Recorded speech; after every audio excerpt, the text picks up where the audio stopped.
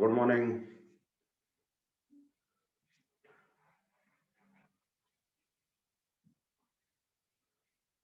Good morning. Good morning Sujata.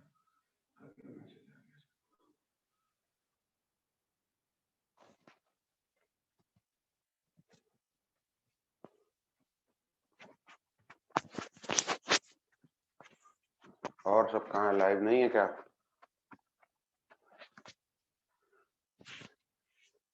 एक तो मैं अपने एंड से गुड मॉर्निंग बोल रहा हूँ आपको।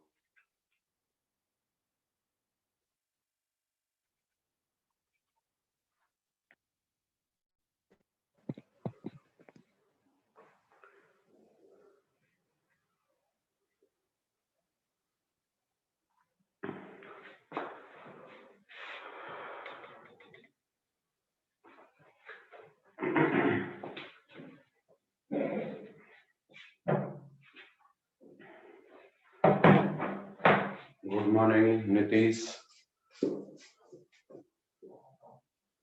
आपस में गुड मॉर्निंग कर लिया करिए, एक दूसरे को जानते ही होंगे।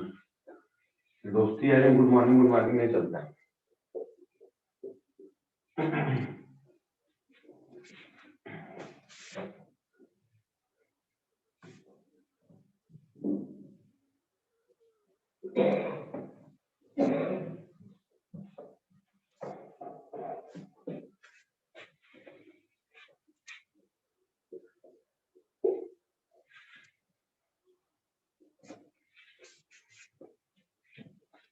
आपको कल मैं पढ़ा रहा था फेलियर ऑफ कनेक्शन, और फेलियर ऑफ कनेक्शन में मैंने आपको पढ़ाया पहले बोल्ट का फेलियर। बोल्ट का कौन सा फेलियर? Shear failure. बोल्ट का और दूसरा फेलियर कौन सा सर? Bearing failure. तीसरा फेलियर बोल्ट का कौन सा फेलियर था? Tension failure of bolt. ठीक, ये तीनों पढ़ाए थे टेंशन फेलियर ऑफ बोल्ट का। या याद करा दूं आपको, मैंने कहा था failure of connection. Failure of connection का मतलब हुआ, फेलियर ऑफ कनेक्शन का मतलब क्या हुआ? फेलियर ऑफ कनेक्शन का अर्थ हुआ कि ईदर फेलियर ऑफ, अगर मैं ये पढ़ रहा हूँ बोल्ट पढ़ रहा हूँ, ईदर फेलियर ऑफ बोल्ट और फेलियर ऑफ प्लेट, और फेलियर ऑफ प्लेट। ठीक है सर? हाँ ठीक है, यही पढ़ाया था आपने, मुझे पक्का याद है। और फेलियर ऑफ प्लेट। तो बोल्ट का फेलियर पहले बताया आपको। बोल्ट का फेलियर मैं डिटेल में नहीं जा पाऊंगा, बट फेलियर ऑफ बोल्ट में मैंने आपको क्या बताया? 3 तरीके। कौन कौन सा sir? Shear failure, bearing failure, shear में जो स्टैंड से टूट जाता था 2 भाग में, बियर उसका मटेरियल घिस जाता था, और तीसरा कौन सा फेलियर? तीसरा सर टेंसाइल फेलियर आपको। ठीक, और फिर मैं आपको पढ़ा रहा था failure of plate. Failure of plate, और फेलियर ऑफ प्लेट में मैंने आपसे क्या बोला था कि प्लेट का फेलियर होता है बियरिंग, जिसको हम होने नहीं देते। बियरिंग फेलियर ऑफ प्लेट हम नहीं होने देते। मैंने बताया कि क्यों नहीं, कैसे नहीं होने देते। हमें जब पता लग गया कि स्पेसिंग, पिच एंड अच्छे से प्रोवाइड करके इसको रोका जा सकता है, तो मैं पिच और एंड ऐसे प्रोवाइड करूंगा कि क्या ना हो, बेरिंग फेलियर ना हो। और दूसरा प्लेट का कौन सा फेलियर होता है? दूसरा प्लेट का होता है टेंशन फेलियर। इसका अर्थ ये हुआ कि बीयरिंग फेलियर को हम क्या कर सकते हैं, क्या कर लेते हैं? प्रिवेंट कर लेते हैं। तो प्लेट के केस में सिर्फ और सिर्फ कौन सा क्राइटेरिया है? सिर्फ और सिर्फ एक फेलियर है, वो कौन सा है? Tension failure of plate. ठीक, और फिर मैंने आपसे क्या बात की? Tension failure of plate, tension failure of plate या फ्लैट सेक्शन। और इसमें मैंने बताया कि किसी भी प्लेट या फ्लैट सेक्शन का या किसी भी चीज का टेंशन फेलियर ऑफ मेंबर होना चाहिए। टेंशन फेलियर ऑफ मेंबर, ये कोई ट्रू नहीं है प्लेट, ये सबके लिए ट्रू है। फिर 3 तरीके से फेल हो सकता है। कौन सा सर? पहला हो सकता है नेट सेक्शन रप्चर हो सकता है।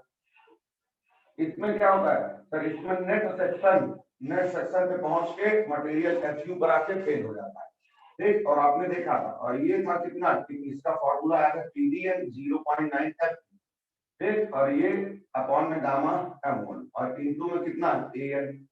और गामा M1 की वैल्यू कितनी होती है? गामा M1 की वैल्यू 1.25। और AN कितना होता है सर? AN होता है, AN मैंने बताया था कि B - NDH × T। और ये भी बोला था, क्या बोला था याद करिए कि ये जो n है ये टोटल नंबर ऑफ होल नहीं है, ये किसी क्रॉस सेक्शन में जैसे ये है, अब इसमें 1 2 3 4 और लोड ऐसे लग रहा है, तो क्रॉस सेक्शन मतलब इस लोड के परपेंडिकुलर, तो किसी भी हमको क्रॉस सेक्शनल एरिया लेना होता है ना ये वाला, तो किसी भी क्रॉस सेक्शन में हमेशा कितना बोल्ट पड़ रहा है सर, 1 पड़ रहा है, 4 होल नहीं है, 1 होल है। जैसे ये है तो इसमें किसी भी क्रॉस सेक्शन पे कितने हैं सर, 2 हैं, तो टोटल नंबर ऑफ होल नहीं देखना कि प्लेट में कितना हुआ, देखना क्या है कि किसी क्रॉस सेक्शन में कितना पड़ रहा है, तो ये हो जाएगा। और ये नेट सेक्शनल का एरिया जो है ये केवल और केवल ये वाला जो लिखा है केवल और केवल फ्लैट और फ्लैट सेक्शन, केवल और केवल फ्लैट और प्लेट सेक्शन के लिए वैलिड है, वो भी केवल चेन बोल्टिंग के नाम। चेन बोल्टिंग मैंने आपको कल बताई थी। अच्छा सर और कुछ होगा तो समय होगा तो बताऊंगा, नहीं तो आपसे सॉरी। ठीक, ये चेन बोल्टिंग का मतलब ये होता है, स्टैगर्ड के लिए वैलिड नहीं है। स्टैगर्ड में क्या होता था, स्टैगर्ड में सर एक के नीचे एक नहीं, यहाँ पर एक होता है, यहाँ पे एक, मतलब ऊपर नीचे ऐसा। स्टैगरिंग मतलब हेडिंग का मुंह टेढ़ा हो गया तो वैसे ही टेढ़ा होता है, ठीक है, स्टैगर्ड हो गया। और मैं बता रहा हूँ फिर से ये फ्लैट और प्लेट के लिए ही वैलिड है, वो भी किस बोल्टिंग के लिए, चेन बोल्टिंग, ठीक है। स्टैगर्ड बोल्टिंग के लिए ये क्या नहीं है, वैलिड नहीं है। और ये जो डायमंड पैटर्न था, याद करो डायमंड पैटर्न जिसमें एक बोल्ट यहाँ पे फिर ऐसे, ये चेन बोल्टिंग भी है। क्यों सर, देखिए ना एक बोल्ट के इसके नीचे कुछ नहीं है, इसके नीचे ही है ये, तो डायमंड के लिए टेंशन मत लीजिए, ठीक है। डायमंड बोल्टिंग भी कौन सी बोल्टिंग है, चेन बोल्टिंग है। आपसे बोला ना कि अगर एक के नीचे एक है, एक के नीचे एक है मतलब आगे पीछे नहीं है, तो चेन बोल्टिंग। तो इसमें भी देखिए ना ये इस लाइन में कोई नहीं है, इस लाइन में जो भी है एक ही लाइन में है, इसमें भी वही। तो डायमंड बोल्टिंग भी हम चेन बोल्टिंग की तरीके से क्या करेंगे, सॉल्व करेंगे, ठीक है। ये चीज आप याद रखिएगा। इतना हो गया अपने पास, ठीक, ये मैं पहले बता चुका हूँ। फिर मैंने आपसे दूसरी चीज क्या बोली थी, दूसरी चीज बोली थी क्रॉस सेक्शन। दूसरा बोला था cross section, cross section yielding. और इसमें मैं आपको समझा ले गया था क्या कि एक्चुअल में क्रॉस सेक्शन और नेट सेक्शन दोनों की यील्डिंग होती है, ठीक है। मैंने बताया कि कनेक्टेड पार्ट की भी यील्डिंग हो रही है। फिर बोला था कि नेट सेक्शन की यील्डिंग को क्या करो, नेट सेक्शन की यील्डिंग को इग्नोर करो। नेट सेक्शन की यील्डिंग को क्या करो बाबूजी, नेट सेक्शन की यील्डिंग को इग्नोर करो और केवल क्रॉस सेक्शन की बात करो। ये कितना आता है, एजी इनटू एफ वाई, ठीक। और ये फार्मूला कितना निकला था, TD is equal to AG into F Y और अपॉन में गामा एम नॉट। और F Y yield stress of material है, गामा एम नॉट को बोलते हैं partial factor of safety when material strength given by yield. और ये सब कल बता चुका हूं मैं आपको, 1.1 होगा ये, ठीक। और एजी क्या होता है, एजी को ग्रॉस एरिया बोलते हैं, याद है ना। एजी को कौन सा एरिया बोलते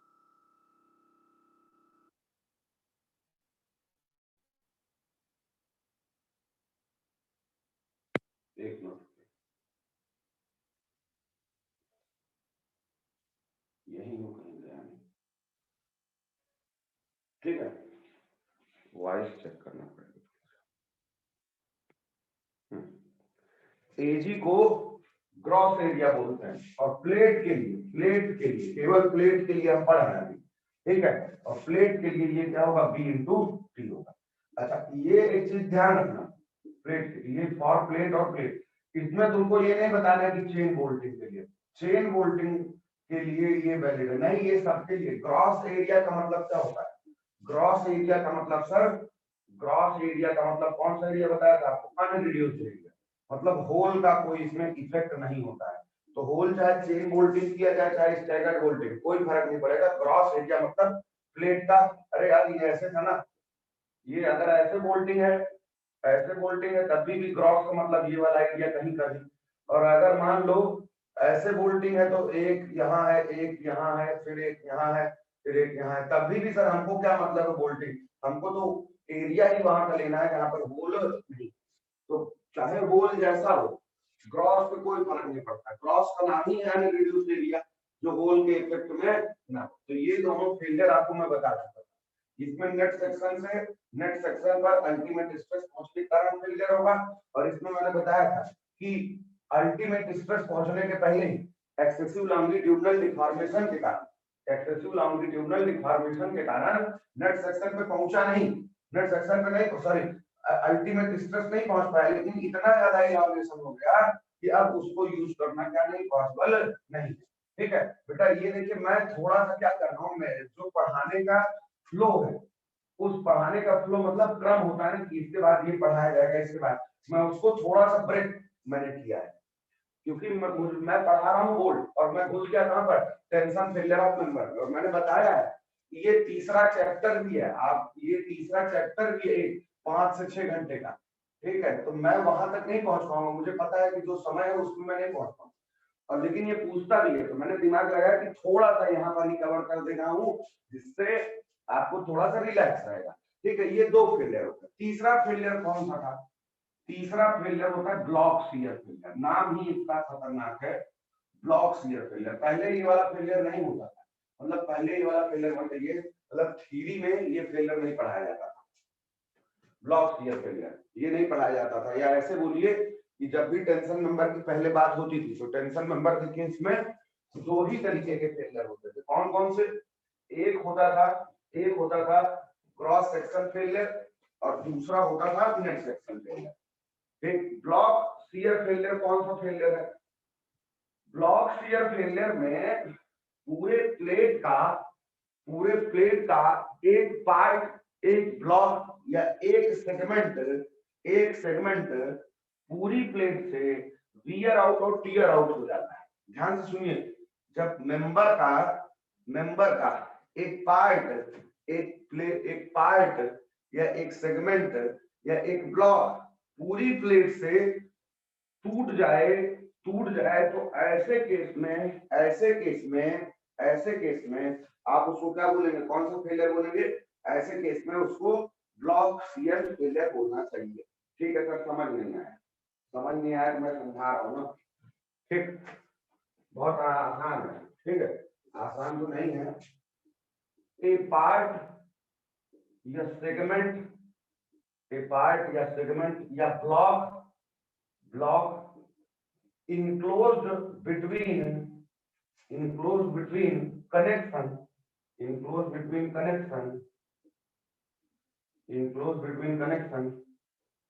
tear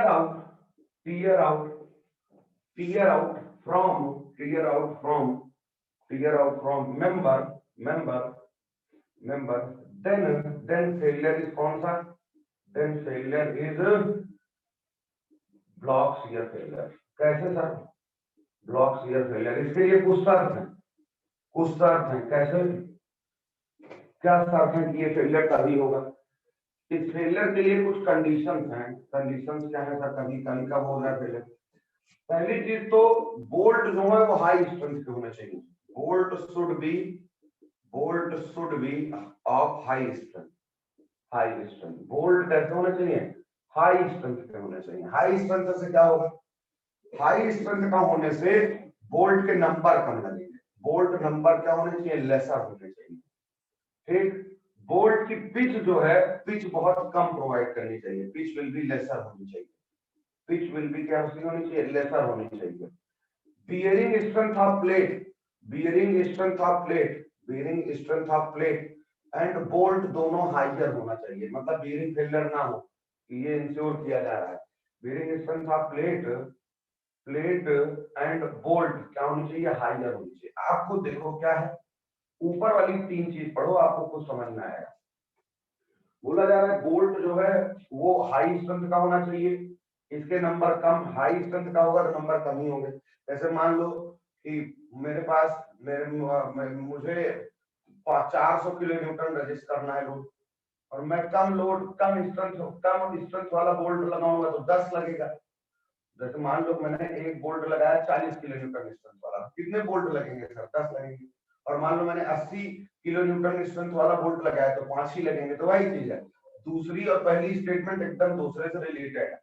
bolt should be of high strength होना चाहिए, बोल्ट का नंबर लेसर होना चाहिए, पिच विल बी लेसर होनी चाहिए। इसको देखोगे तो क्या हो रहा है कि आप देखिए, समझिए और बताइए। पिच विल बी लेसर मतलब एकदम छोटा सा कनेक्शन बनेगा, एकदम छोटा सा। उस दिन आपको समझाया था, ऐसे इमेजिन करो तभी मजा आएगा। ये देखो, ये है मान लो गसेट प्लेट, ये रही कौन सी प्लेट? Gusset plate. और ये रहा क्या, ये रहा सब्जी मेंबर। और कहा जा रहा है, क्या कहा जा रहा है कि बोल्ट क्या होना चाहिए, बोल्ट की स्ट्रेंथ ज्यादा होनी चाहिए, बोल्ट का नंबर कम होना चाहिए, बोल्ट का नंबर कम होना चाहिए, बोल्ट का नंबर कम होना चाहिए, एकदम कम हो।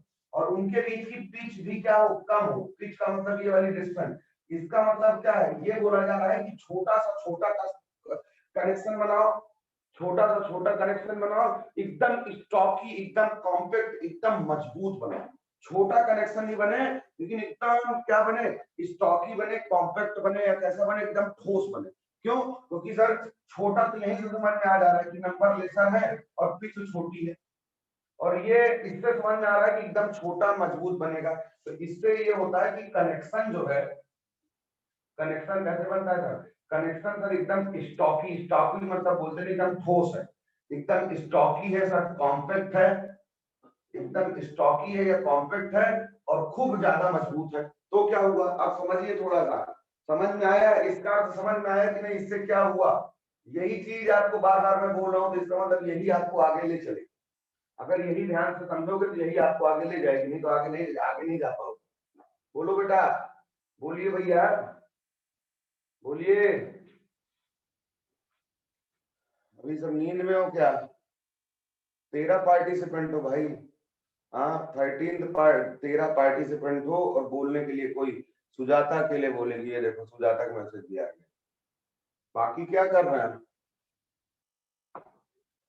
रामकृष्ण भारती जी, नीतीश कुमार, आपने कम से कम नंबर ऑफ बोल्ट यूज किया, और बहुत पिच कम यूज की, पिच कम यूज की, और बोल्ट हाई स्ट्रेंथ के। तो ये वाला जो कनेक्शन बना, ये जो कनेक्शन 4 बोल्ट का बना, क्या बनेगा सर, एकदम स्टॉकी कॉम्पैक्ट, बोलते नहीं कि छोटा सा है देखने में, एकदम बंधी शरीर है, मजबूत है एकदम, तो वैसे ही ये कनेक्शन स्टॉकी और कॉम्पैक्ट बनेगा। अब इसका अर्थ क्या हुआ, अब क्या हुआ कि ये कनेक्शन इतना मजबूत था, ये कनेक्शन इतना मजबूत था, तो होता क्या है कि ये बोल्ट लगे हुए ना, ये सब बोल्ट लगे हुए हैं, तो ये क्या करता है, इतना मजबूत है कि यहाँ पर जो प्लेट है उसको इतना स्ट्रांगली होल्ड कर लेता है कि जब फेलियर होगा तो पूरी प्लेट निकल के अलग चली जाएगी, लेकिन ये वाला पार्ट जो बोल्ट के बीच में है मेंबर का, ये यहीं पर रह जाएगा।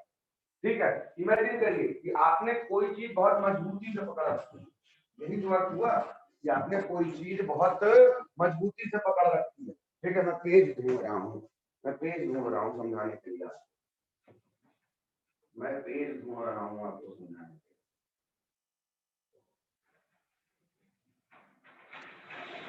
ठीक है, देखिए, जैसे ये एक मेंबर है, ये एक मेंबर है, और अगर मैंने इसको यहाँ पर हाथ से मजबूती से पकड़ लिया, हाथ से मजबूती से पकड़ लिया, तो क्या होगा सर, जब आप पकड़ के इसको खींचोगे तो क्या होगा सर, पूरी प्लेट उछल के बाहर चली गई, और एक पार्ट जो मेरे हाथ के बीच में था वो यहीं पे रह गया कि नहीं रह गया? समझ में आया, विजुलाइज हुआ कि नहीं विजुलाइज हुआ? अरे आप इस चीज को यहाँ पर ऐसे ऐसे मजबूती से पकड़ लेंगे तो क्या होगा सर, पूरी प्लेट भाग के बाहर चली जाएगी, और ये वाला पार्ट यहीं से बीच से ही क्या आ जाएगा, बाहर चला आएगा। नहीं इमेजिन हुआ, इमेजिन करिए तो समझ में आया, थोड़ा सा इमेजिन करिए कि अगर आपने ये कनेक्शन, ये वाली चीज बहुत मजबूती से बना दी, तो यहाँ पे जो मेंबर है, प्लेट यहाँ पर जो है, वो इतनी स्ट्रांगली होल्ड हो गई है कि जब टेंशन फेलियर होगा तो ये यहीं पे रह जाएगी, ये यहीं पे रह जाएगी, और पूरी प्लेट निकल के बाहर चली जाएगी। मतलब ऐसे देखिए, जैसे सर ये प्लेट थी, इमेजिन करिए पहले, वही प्लेट है, वही प्लेट है, और यहाँ पर सर क्या है, यहाँ पर ये बोल्ट है, और इस पे ऐसे लग रहा है लोड, और आप कह रहे हैं कि इतना स्ट्रांगली होल्डेड हो चुका है, क्यों? क्योंकि बोल्ट नंबर कम है, और इतना छोटी चीज है कि ये यहीं पर फंस गई। तो जब फेलियर होगा तो क्या होगा पता है, फेलियर होगा तो यहाँ से लेकर यहाँ वाला पार्ट, इतना बड़ा पार्ट यहीं रह जाएगा, और प्लेट बाकी आपसे निकल जाएगी। तो फेल होने के बाद पता है कैसे दिखेगा, फेल होने के बाद देखिए ये होल है, ये वाला एक पार्ट यहीं रह जाएगा ऐसे,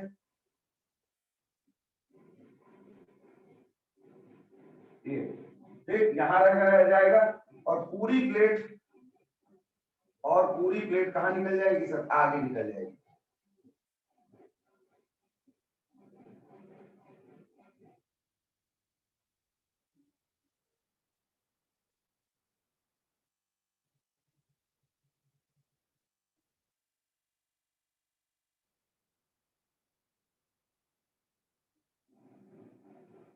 ये पूरी की पूरी प्लेट है। तो ये वाला पार्ट बाहर निकल गया और ये वाला कैसे हो गया, बाहर चला गया। तो ये कौन सा पार्ट है सर, ये वो पार्ट है जो बोल्ट के बीच में क्या था, ये वो पार्ट है जो बोल्ट के बीच में क्या था, इनक्लोज। तो इस टाइप के फेलियर को, ये जो ब्लॉक अलग हुआ है इसी को हमको एनालाइज करना है। और इस टाइप के फेलियर को हम कौन सा फेलियर बोलते हैं, ब्लॉक शियर फेलियर बोलते हैं। ठीक है, तो ये याद रखिएगा कि ये कौन सा फेलियर हो गया, ये हो गया सर ब्लॉक शियर फेलियर हो गया। ठीक है, नहीं समझ पा रहे तो बताइए, और भी तरीके हैं मेरे पास। अगर नहीं समझ पा रहे हैं तो आप बताएंगे तो मैं बता दूंगा कि हाँ इसको और तरीके से समझा जा सकता है, और तरीके से भी ये समझा जा सकता है।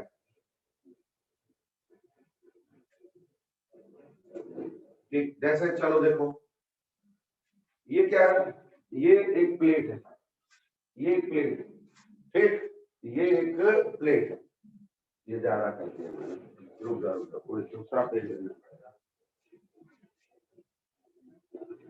इमेजिन, बस आंख खोल के एक बार सोच लीजिए कि इतना मजबूती से तुमने छोटा छोटा सेक्शन बनाया, तुमने छोटा छोटा क्या बनाया, मजबूत मजबूत बोल्ट लिए, मजबूत मजबूत तुमने बोल्ट लिए और एकदम पास पास पे इनको लगाया। तो उससे क्या हुआ सर, छोटा छोटा बोल्ट, वो छोटा छोटा क्या किए सर, छोटे छोटे सर हमने क्या किए, अरे यार पिच कम कम ली, और पिच कम लेने के साथ साथ, पिच कम लेने के साथ साथ हमने क्या किया, पिच कम लेने के साथ साथ हमने सर मजबूत बोल्ट भी लगाया, बोल्ट मजबूत लगाया और पिच कम लिया।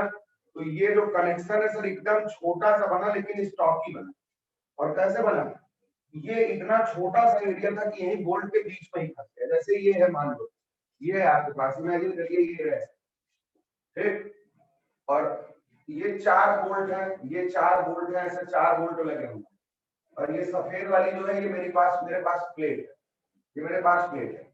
और ये बोल्ट इतने मजबूत है कि यहाँ का जो मटेरियल है, ये वाला जो मटेरियल है, इतना जो मटेरियल है, इतना जो मटेरियल है, ये इतना मजबूती से इन्होंने क्लोज करके रखा है, इतनी मजबूती से पकड़ के रखा है कि जब तुम प्लेट को खींचने लगोगे तो ये वाला एरिया जो पोर्शन, ये वाला कौन सा पोर्शन है, तो साइडेड पोर्शन है, ये यहीं पे रह जाएगा प्लेट का, और बाकी पूरी प्लेट टूट के निकल जाएगी। ये इसीलिए तो यहाँ पे रह गया क्योंकि इन बोल्ट ने इस वाले एरिया को बहुत मजबूती से पकड़ के रखा था। और क्यों मजबूती से पकड़ के रखा था, कैसे सर, इनकी स्ट्रेंथ भी ज्यादा है और ये पास पास भी है, ठीक, इसके कारण ये वाला एरिया इतना मजबूती से यहाँ पर बीच में फंस गया था कि पूरी प्लेट टूट के निकल जाएगी और ये वाला यहीं पर रह जाएगा। मतलब ये वाली प्लेट यहाँ से ऐसे टूटेगी, यहाँ से ऐसे टूटेगी, यहाँ से, ठीक, ये ऐसे टूटेगी बेटा, ये अब खुद ही देखिए, यहाँ से ऐसे आई, ये 1 मिनट लगेगा बस,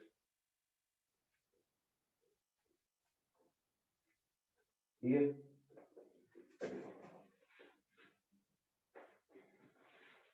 ठीक, ये ऐसे था, ये ऐसे था, हाँ, जब इतना मजबूती से पकड़ा है कि जब पकड़ के खींचोगे तो ये ऐसे बाहर चला जाएगा और ये वाला सेक्शन नहीं बच जाएगा। तो इस टाइप के फेलियर को आप कौन सा फेलियर बोलोगे, इस टाइप के फेलियर को आप ब्लॉक शियर बोलोगे। आप इतना दिमाग में बैठा के रखो कि ये बोल्ट जितने हाई स्ट्रेंथ के थे और इतना पास पास था कि ये बीच में मेंबर इतना बुरा फंस गया कि पूरी प्लेट टूट के निकल गई और ये यहीं पे रह गया। तो इस टाइप के फेलियर को आप ब्लॉक शियर बोलोगे। अच्छा, इसमें देखो क्या है कि जब भी ब्लॉक शियर फेलियर होगा, ये शर्त है, जब भी ब्लॉक शियर फेलियर होगा तो मिनिमम एक प्लेन शियर प्लेन होगा और मिनिमम एक प्लेन टेंशन प्लेन होगा। मिनिमम की बात है तो आप इमेजिन करिए, देखिए क्या है, देखिए तुम इसमें से, ये इस वाले में से जब ये पकड़ के खींच के ले आए तो ये दोनों प्लेन कौन से प्लेन है सर, शियर प्लेन है। ये दोनों कैसे प्लेन है, शियर प्लेन है। इमेजिन करो बेटा, जैसे ये था, पूरी प्लेट थी ये, हाँ सर पूरी प्लेट थी ऐसे, इसमें से जब ये पकड़ के खींच के ले आए तो इन दोनों प्लेन पर ही तो क्या हो रही है सर, स्लिपिंग हो रही है कि नहीं स्लिपिंग, तो स्लिपिंग जिन प्लेन पर होगी वो कौन से प्लेन होंगे सर, शियर प्लेन। तो ये शर्त है कि मिनिमम एक पर, मिनिमम तो होना है, मिनिमम एक शियर प्लेन होगा और मिनिमम एक टेंशन प्लेन होगा।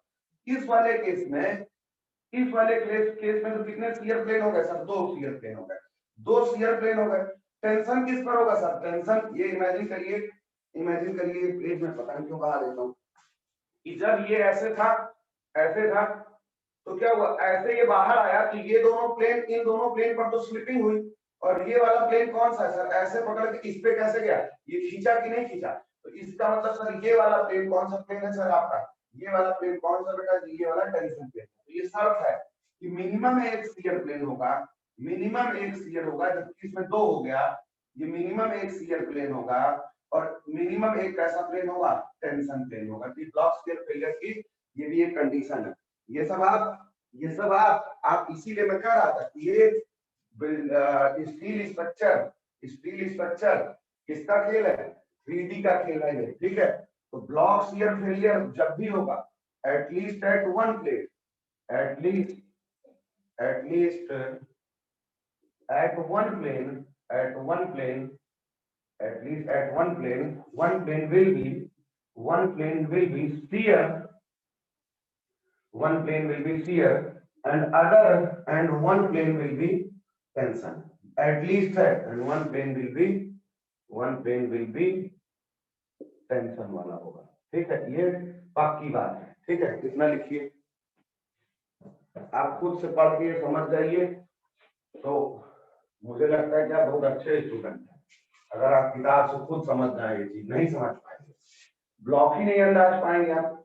वो बोल रहा है कि इतना मजबूत, ये वाला पार्ट इतना मजबूत हो गया कि यहाँ वाली चीज अब जा ही नहीं सकती, यहीं पे फंस जाएगी, ठीक है। दूसरा देखिए, एक और चीज है इसमें, सुन लीजिए, बाकी खत्म करते हैं। क्या है, बोला जाता है कि मेरे पास दो टाइप के प्लेन है, एक शियर प्लेन है और एक टेंशन प्लेन है। स्ट्रॉन्गर प्लेन पे कौन सा स्ट्रॉन्गर है मुझे नहीं पता है, जो भी स्ट्रॉन्गर होगा शियर और टेंशन में, जो भी स्ट्रॉन्गर प्लेन होगा उस प्लेन पर नेट सेक्शन फ्रैक्चर होगा, उस सेक्शन पर कौन क्या होगा, नेट सेक्शन फ्रैक्चर होगा, जो भी स्ट्रॉन्गर प्लेन होगा। और जो भी सर वीकर प्लेन होगा, ये भी चीज याद रखिएगा, जो भी वीकर प्लेन होगा उस पे ग्रॉस सेक्शन यील्डिंग होगी, उस पे क्या होगा सर, ग्रॉस सेक्शन यील्डिंग होगी, ठीक है। ये चीज याद रखेंगे तो आपको फार्मूला याद करने की दिक्कत नहीं होगी। अब सर मेरे पास दो केस बन गए, ऐसे दो केस बन गए सर, दो केस कैसे बन गए मैं बता रहा हूँ, दो केस कैसे बन गए सर। एक बार मैं शियर को स्ट्रॉन्गर ले सकता हूँ, हाँ, और दूसरी बार मैं किसको स्ट्रॉन्गर ले सकता हूँ सर, टेंशन को, ठीक है। तो मैंने केस वन लिया, शियर को स्ट्रॉन्गर लिया, तो क्या होगा सर, टेंशन प्लेन जो है, टेंशन प्लेन को कौन सा आएगा सर, टेंशन प्लेन वीकर आएगा। तो इसको ऐसे नहीं बोलते, इसको बोलते हैं शियर फ्रैक्चर, इसी चीज को। अब ऊपर से याद रहेगा, क्यों, क्योंकि स्ट्रॉन्गर पर फ्रैक्चर, तो इसको बोलेंगे shear fracture and tension yielding बोलेंगे, एंड क्या बोलेंगे, टेंशन यील्डिंग बोलेंगे। तो ये एक टाइप का फेलियर ये हो गया, जिसमें शियर प्लेन पर क्या होगा, जिसमें शियर प्लेन पे क्या होगा, शियर प्लेन पर फ्रैक्चर होगा, और किस वाले प्लेन पे, टेंशन वाले प्लेन पर क्या होगी, यील्डिंग होगी, ठीक। दूसरा क्या ऑप्शन है, दूसरा भी ऐसी ऑप्शन हो सकता है, क्या हो सकता है सर, केस टू कि अब की बार टेंशन स्ट्रॉन्गर हो, अब की बार क्या हो सर, टेंशन स्ट्रॉन्गर हो, और शियर प्लेन कौन सा हो, शियर प्लेन सर वीकर हो, टेंशन प्लेन स्ट्रॉन्गर हो, शियर प्लेन क्या हो, वीकर हो सर। तो सर अब की बार अगर टेंशन स्ट्रॉन्गर है तो क्या होगा सर, अब की बार टेंशन अगर स्ट्रॉन्गर है तो ये होगा टेंशन का फ्रैक्चर, टेंशन का क्या होगा सर, फ्रैक्चर, एंड शियर की क्या होगी सर, एंड शियर की होगी यील्डिंग, ठीक है सर। अच्छा सर, यही दो टाइप के फेलियर, मतलब ब्लॉक में ये ब्लॉक टूटेगा, लेकिन दो ऑप्शन है कि शियर प्लेन पर फ्रैक्चर होगा, टेंशन पर यील्डिंग होगी, और टेंशन पर फ्रैक्चर होगा, शियर पर यील्डिंग होगी। अब फ्रैक्चर है तो हम स्ट्रेंथ भी लिख सकते हैं, हाँ, shear fracture and tension yielding strength लिख सकते हैं, ठीक है। जैसे मैं क्या करता था, मैं बोलता था ग्रॉस सेक्शन यील्डिंग फेलियर हो रहा है, और ग्रॉस सेक्शन यील्डिंग फेलियर लिखने के बाद लिख देता था TDG equal to AG into FY। इसी तरीके से ये फ्रैक्चर हो रहा है तो इसके लिए मुझे क्या चाहिए होगी, स्ट्रेंथ भी चाहिए होगी। और ये फार्मूले आपको रखने हैं, लेकिन थोड़ा दिमाग लगा के रखने हैं।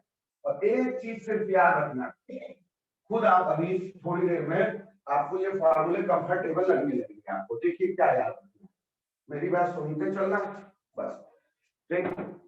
आपको मैंने क्या बताया था, 2-4 चीजें याद रखिए बस मेरे साथ और आपका एकदम काम बन जाएगा। आपने बोला TD equal to AG into F Y, याद करो TD इक्वल टू ये बचिया ना एफ वाई इंटू में कितना gamma M naught. TDN equal to भी पूरा समय मिलता है तो मैं इसको सबको बहुत ये पढ़ाया हूँ, इसमें एक छोटी छोटी डिटेल भी बहुत काम करता हूँ इसमें। गामा एम नॉट, ये एफ वाई और एफ यू क्या है, ये एफ वाई और एफ यू क्या है सर, ये तो बहुत छोटी चीज पूछी आपने। एफ यू और F Y sir, sir ultimate, ये क्या बता रहे हैं, मैं बता रहा हूँ क्या मस्त चीज है सर, अल्टीमेट और यील्ड स्ट्रेस है। अच्छा सर, अल्टीमेट और यील्ड स्ट्रेस है, क्या नई चीज बताए, ये कहां से पता लगी थी सर, ये पता लगा था हमने जब एक ग्राफ बनाया था, कैसे ये वाला ग्राफ, हाँ हाँ ऐसे करके ग्राफ हमने बनाया था और इस एक्सिस पे हमने क्या लिया था सर, स्ट्रेस लिया था और इस एक्सिस पे स्ट्रेन लिया और हमको ये ग्राफ मिला था। तो ये वाली स्ट्रेस जो थी, सॉरी ये वाली स्ट्रेस जो थी ये यील्ड स्ट्रेस थी और ये वाली अल्टीमेट स्ट्रेस थी।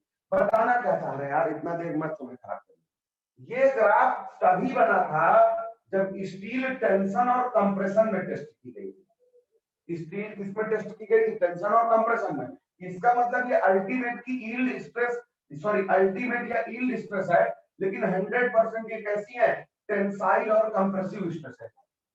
ये ग्राफ कब बना था, जब स्टील किसमें टेस्ट किया गया, चाहे टेंशन में टेस्ट किया जाए चाहे कंप्रेशन में, तभी ये ग्राफ मिलेगा। तो ये जो अल्टीमेट स्ट्रेस है या यील्ड स्ट्रेस है, ये भी कौन सी होगी सर, ये भी अल्टीमेट यील्ड की स्ट्रेस तो ही होगी, लेकिन किसमें होगी, सिर्फ टेंशन और कंप्रेशन में होगी। समझ में आया हो तो बताइए, तभी इसमें आगे बढ़ने का मजा है। ये चीज आप पढ़ते खूब है, मैं ये नहीं बोल रहा हूँ कि तुमको नहीं आती है, ये तो मैंने अभी तुमको बताया है, कल बताया था प्रूव करके कैसे ये आता है।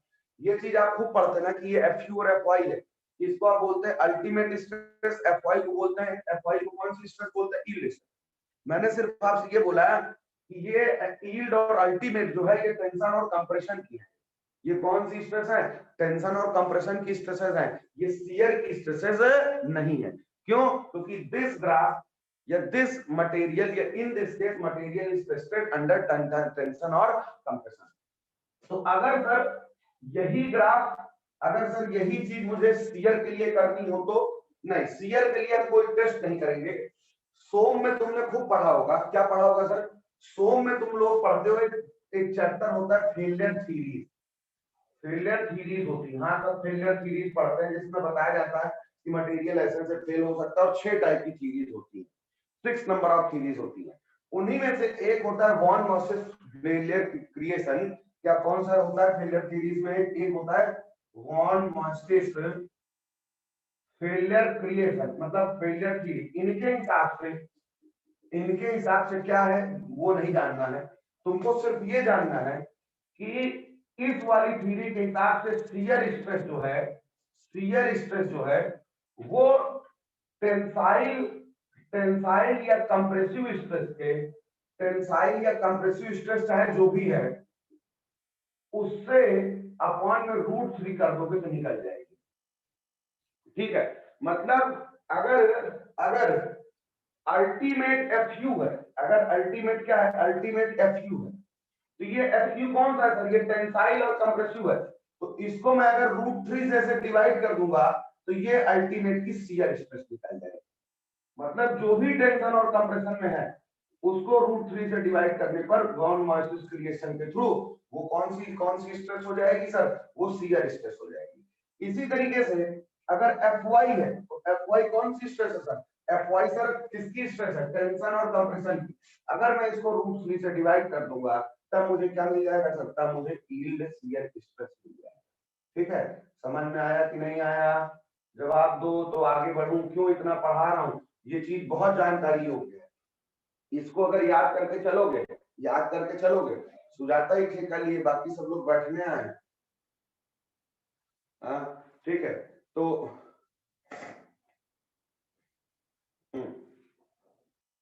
ठीक, तो अगर आप ये चीज ये तो वैसे भी आपको पता होना चाहिए कि ये अल्टीमेट और यील्ड, ये अल्टीमेट और कौन सा यील्ड, ये टेंशन और कंप्रेशन नहीं होते हैं। लेकिन अगर सर हमको यही चीज शियर में चाहिए तो सब जनरली बोल देते हैं कि अरे यार 1/√3 से डिवाइड कर दिया जाता है, लेकिन उसका लॉजिक ये है, उसका लॉजिक यहाँ से आता है। अगर आप बहुत ज्यादा इंटरेस्ट में कैसे आया है तो इसको पढ़िएगा, वॉन वर्सेस फेलियर क्रिएशन, लेकिन काम का नहीं है, सोम में पढ़ लीजिएगा।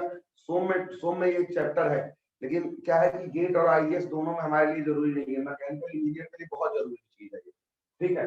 मशीन डिजाइन के समय एक चैप्टर होता है, उसमें ये सब पूरा पढ़ना पड़ेगा आपको। तो shear stress equal to tensile या कंप्रेसिव स्ट्रेस अपॉन √3 और अल्टीमेट स्ट्रेस अल्टीमेट शियर की Fu by √3, क्योंकि ये कौन सी है सर, ये सर कंप्रेशन या टेंशन की है, ये कंप्रेशन या टेंशन का अल्टीमेट है, ये कंप्रेशन या टेंशन का है। तो हो गया। अब चलो फार्मूला लिखने की कोशिश करते हैं। मैंने बोला कि ब्लॉक में दो केस हो सकते हैं, या तो ये होगा या तो ये होगा, दोनों एक साथ नहीं हो सकते। अरे यार कैसे, शियर भी स्ट्रॉन्गर हो, शियर प्लेन भी स्ट्रॉन्गर हो, टेंशन प्लेन भी स्ट्रॉन्गर हो, क्या है सर, पॉसिबल नहीं। ठीक है, तो क्या करें सर, देखिए इसमें स्ट्रेंथ लिखते हैं TDB, ठीक है, TDB1, इनमें से कोई भी हो सकती है, याद रखिए।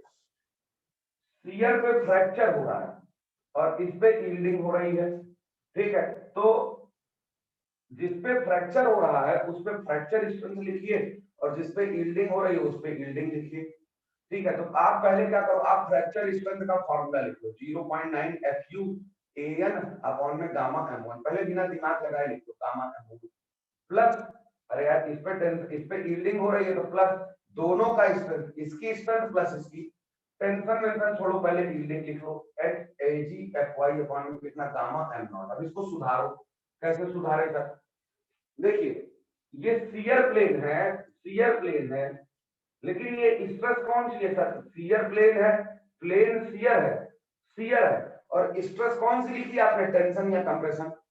अरे यार शियर प्लेन है ना, शियर प्लेन पे क्या हो रहा है, फ्रैक्चर, तो शियर स्ट्रेस लिखोगे ना, लेकिन ये कौन सी है सर, अल्टीमेट की टेंसाइल या कंप्रेशन, तो इसको शियर बनाने के लिए सिर्फ क्या कर देना सर, √3 से डिवाइड कर दूंगा मैं यहाँ पे, हो गया। और ये नेट एरिया पूरा नहीं, नेट एरिया किस प्लेन का सर, शियर प्लेन का, जब शियर प्लेन की बात हो रही है तो नेट एरिया भी किस प्लेन का आएगा, शियर प्लेन का, हो गया।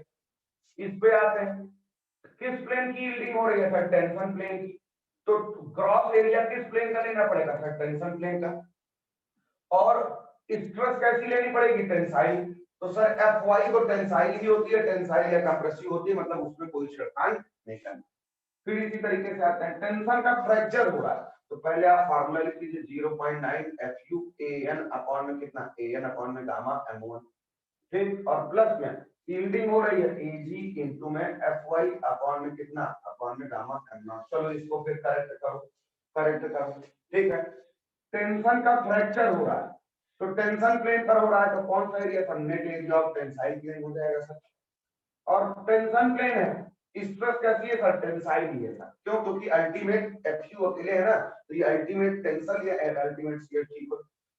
शियर प्लेन की यील्डिंग हो रही है, तो ग्रॉस एरिया किस प्लेन का होना चाहिए, शियर का, और स्ट्रेस भी कौन होनी चाहिए सर, शियर, लेकिन ये तो कौन सी है सर, ये टेंसाइल है, तो इसको शियर बनाने के लिए किससे डिवाइड कर दो, इसको शियर बनाने के लिए किससे डिवाइड कर दो, √3 से डिवाइड कर दो।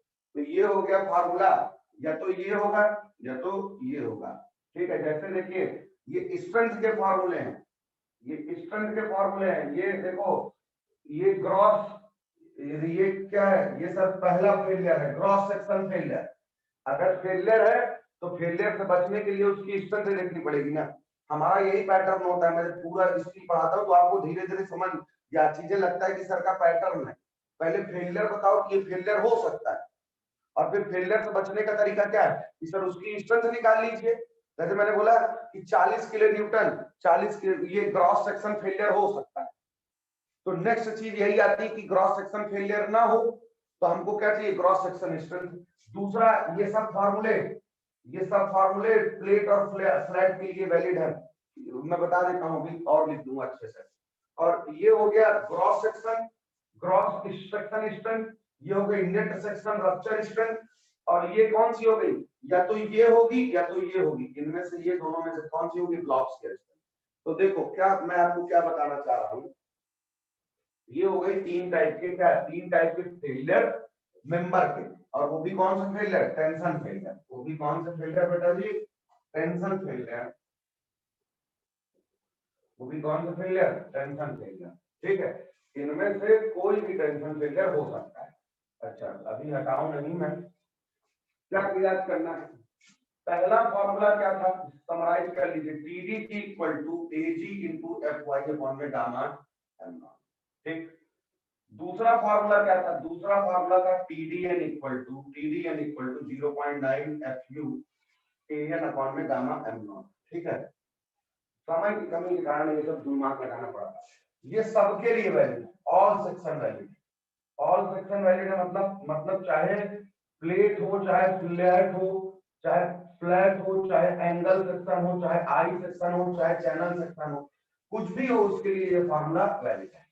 इस फार्मूले में लिमिटेशन है, ये फार्मूला सिर्फ और सिर्फ किसके लिए वैलिड है, ये फार्मूला सिर्फ और सिर्फ अभी के लिए फ्लैट और प्लेट सेक्शन के लिए वैलिड है, ओनली वैलिड है। और ये सर इतने बड़े बड़े हैं, इनकी कोई लिमिटेशन नहीं, ये दोनों इनमें से कोई एक ही यूज होगा, इनमें से कोई एक ही यूज होगा, या तो ये फेलियर होगा, ये तो ये फेलियर होगा। ठीक है, ये इसकी क्या लिमिटेशन नहीं, इसकी कोई लिमिटेशन नहीं है, ये सबके लिए फॉर ऑल सेक्शन सबके लिए वैलिड है। तो सिर्फ यही एक चीज है जो आपको फ्लैट और प्लेट से अलग होने पर आपको अलग अलग तरीके के ऑप्शंस मिलेंगे। ठीक है, चलो अब मुझे बताना, थोड़ा सा सोच के बोलना, आप लोग थोड़ा सा सोच के बोलना और आप बता दो। मान लो कि सोच के बताइएगा कि TDB1 को सॉल्व करने के बाद, TDB1 को सॉल्व करने के बाद मतलब डिजाइन ब्लॉक सीक्वेंस पहला वाला केस, और इसमें ये नहीं किसी को पहला बोलोगे, जो मन हो वो पहला ले लेना। इसको सॉल्व करने के बाद 100 किलो न्यूटन आया और TDB2 आया, TDB2 आया तुम्हारा 120 किलो न्यूटन। क्या शाब्दिक अर्थ क्या हुआ, शाब्दिक अर्थ ये हुआ कि सर 100 किलो न्यूटन तक, 100 किलो न्यूटन से जैसे ही लोड लगाएंगे सर ये वाला ब्लॉक शियर फेलियर होगा, और 120 किलो न्यूटन से जैसे ज्यादा लगाएंगे ये वाला फेलियर होगा। तो मैं कितना लोड लगाऊंगा, समझिए कि जब आप 100 किलो न्यूटन से जैसे ही ज्यादा लोड लगाएंगे ये वाला फेलियर हो जाएगा, और TDB2 सॉल्व करने पर ये आया, इसका अर्थ क्या हुआ कि 120 किलो न्यूटन से जैसे ही ज्यादा फेलियर होगा ये वाला फेलियर हो जाएगा। तो बताओ ना कौन सा फेलियर होगा, या मैं ब्लॉक शियर स्ट्रेंथ या ब्लॉक फेलियर कौन सा लूंगा?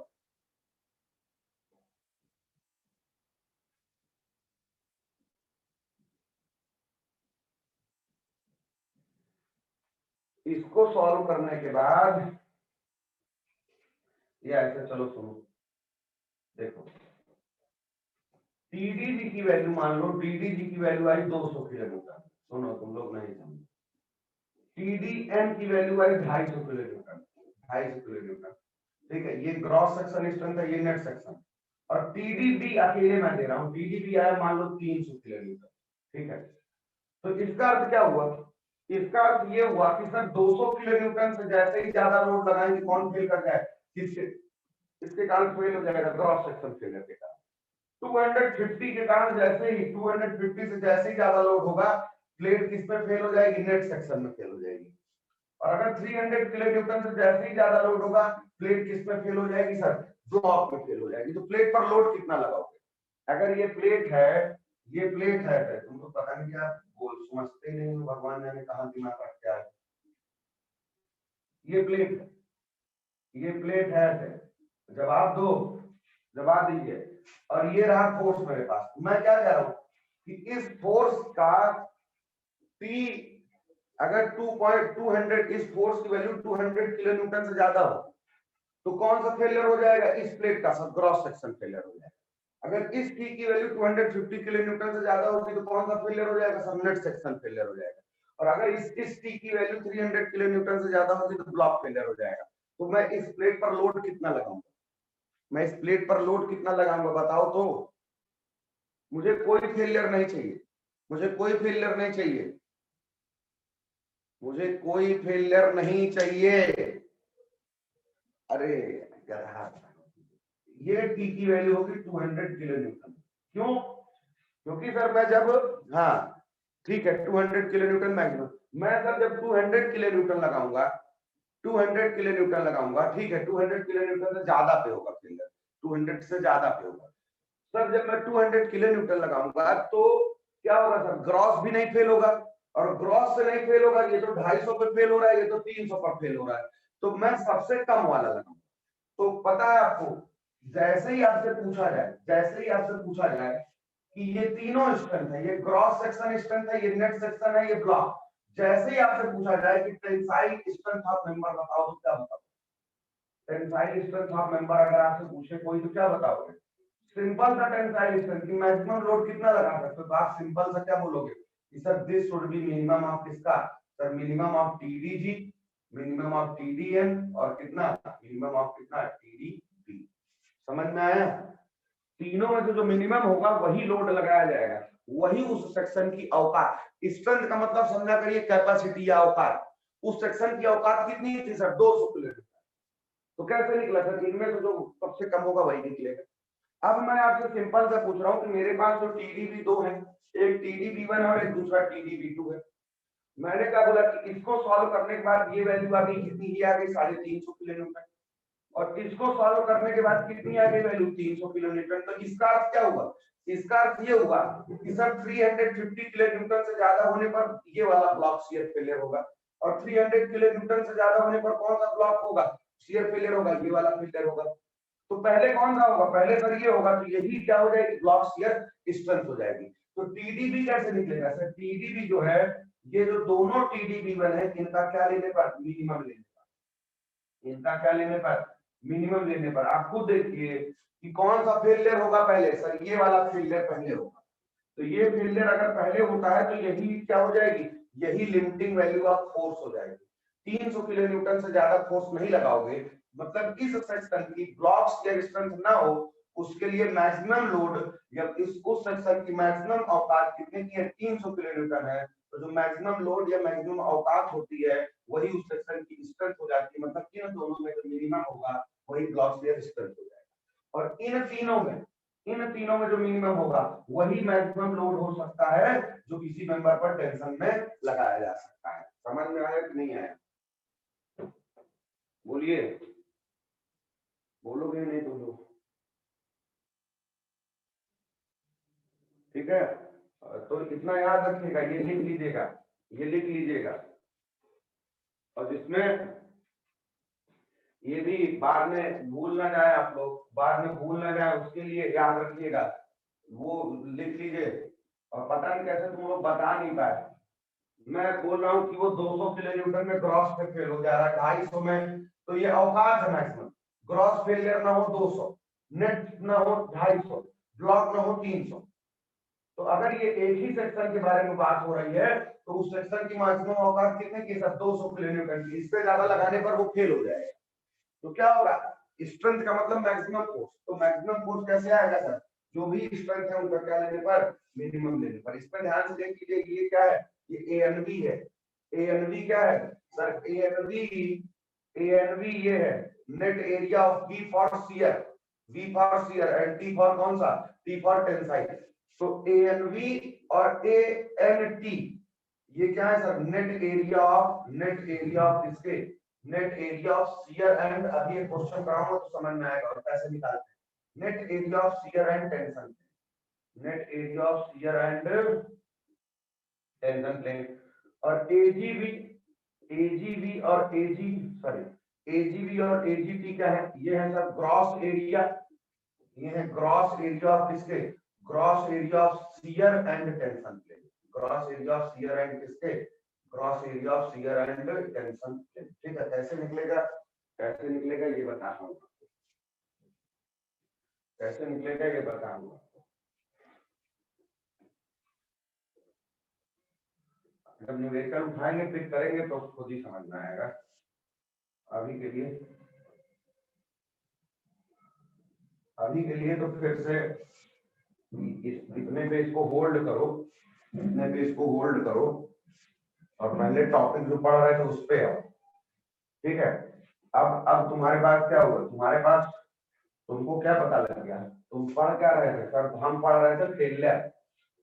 तुमने क्या क्या निपटा लिया चुप्पे से? क्या क्या चुप्पे से निपटा लिया? देखिए, आप पढ़ रहे थे फेलियर, फेलियर ऑफ कनेक्शन, उसमें फेलियर ऑफ बोल्ट तुमने पढ़ लिया। फेलियर ऑफ बोल्ट कौन कौन सा होगा sir? Shear failure, shear failure, दूसरा कौन सा sir? Bearing failure, bearing failure of bolt, और तीसरा कौन सा? तीसरा सर टेंसाइल फेलियर। अच्छा, लेकिन देखो बोल्ट के केस में मैंने थोड़ी सी क्या किया, गलती नहीं की, जानबूझ के छोड़ रखा है। क्यों सर? आपने फेलियर तो सारे पढ़ा दिए, फेलियर तो सारे पढ़ा दिए, लेकिन सर स्ट्रेंथ नहीं पढ़ाई है। मतलब अगर शियर फेलियर हो रहा है तो बोल्ट की स्ट्रेंथ भी तो होगी ना, शियर स्ट्रेंथ। अरे यार, शियर फेलियर कब होगा? जब वैल्यू उसके, मैंने बोला कि इस बोल्ट की शियर स्ट्रेंथ, ध्यान से सुनो, मैंने बोला कि बोल्ट का शियर स्ट्रेंथ 40 किलो न्यूटन है। इसका अर्थ क्या हुआ कि बोल्ट मैक्सिमम कितना शियर लोड ले सकता है? 40 किलो न्यूटन ले सकता है। अगर इस पे लोड 40 किलो न्यूटन से ज्यादा आएगा तो वो किसमें फेल हो जाएगा? शियर फेल हो जाएगा। तो अभी हमने एक भी स्ट्रेंथ नहीं निकाली, लेकिन प्लेट के केस में हमने क्या देखा? प्लेट के केस में हमने सब पढ़ लिया। कैसे सर? फेलियर ऑफ प्लेट के केस में हमने क्या देखा कि दो टाइप का फेलियर होगा। पहला तो कौन सा फेलियर होगा सर? Bearing failure. इसको हम निपटा ही चुके सर, इसको निपटा चुके। दूसरा कौन सा फेलियर होगा सर? प्लेट का टेंशन फेलियर। ये तो होगा ही नहीं, प्लेट मतलब tension failure. Sir tension failure होगा।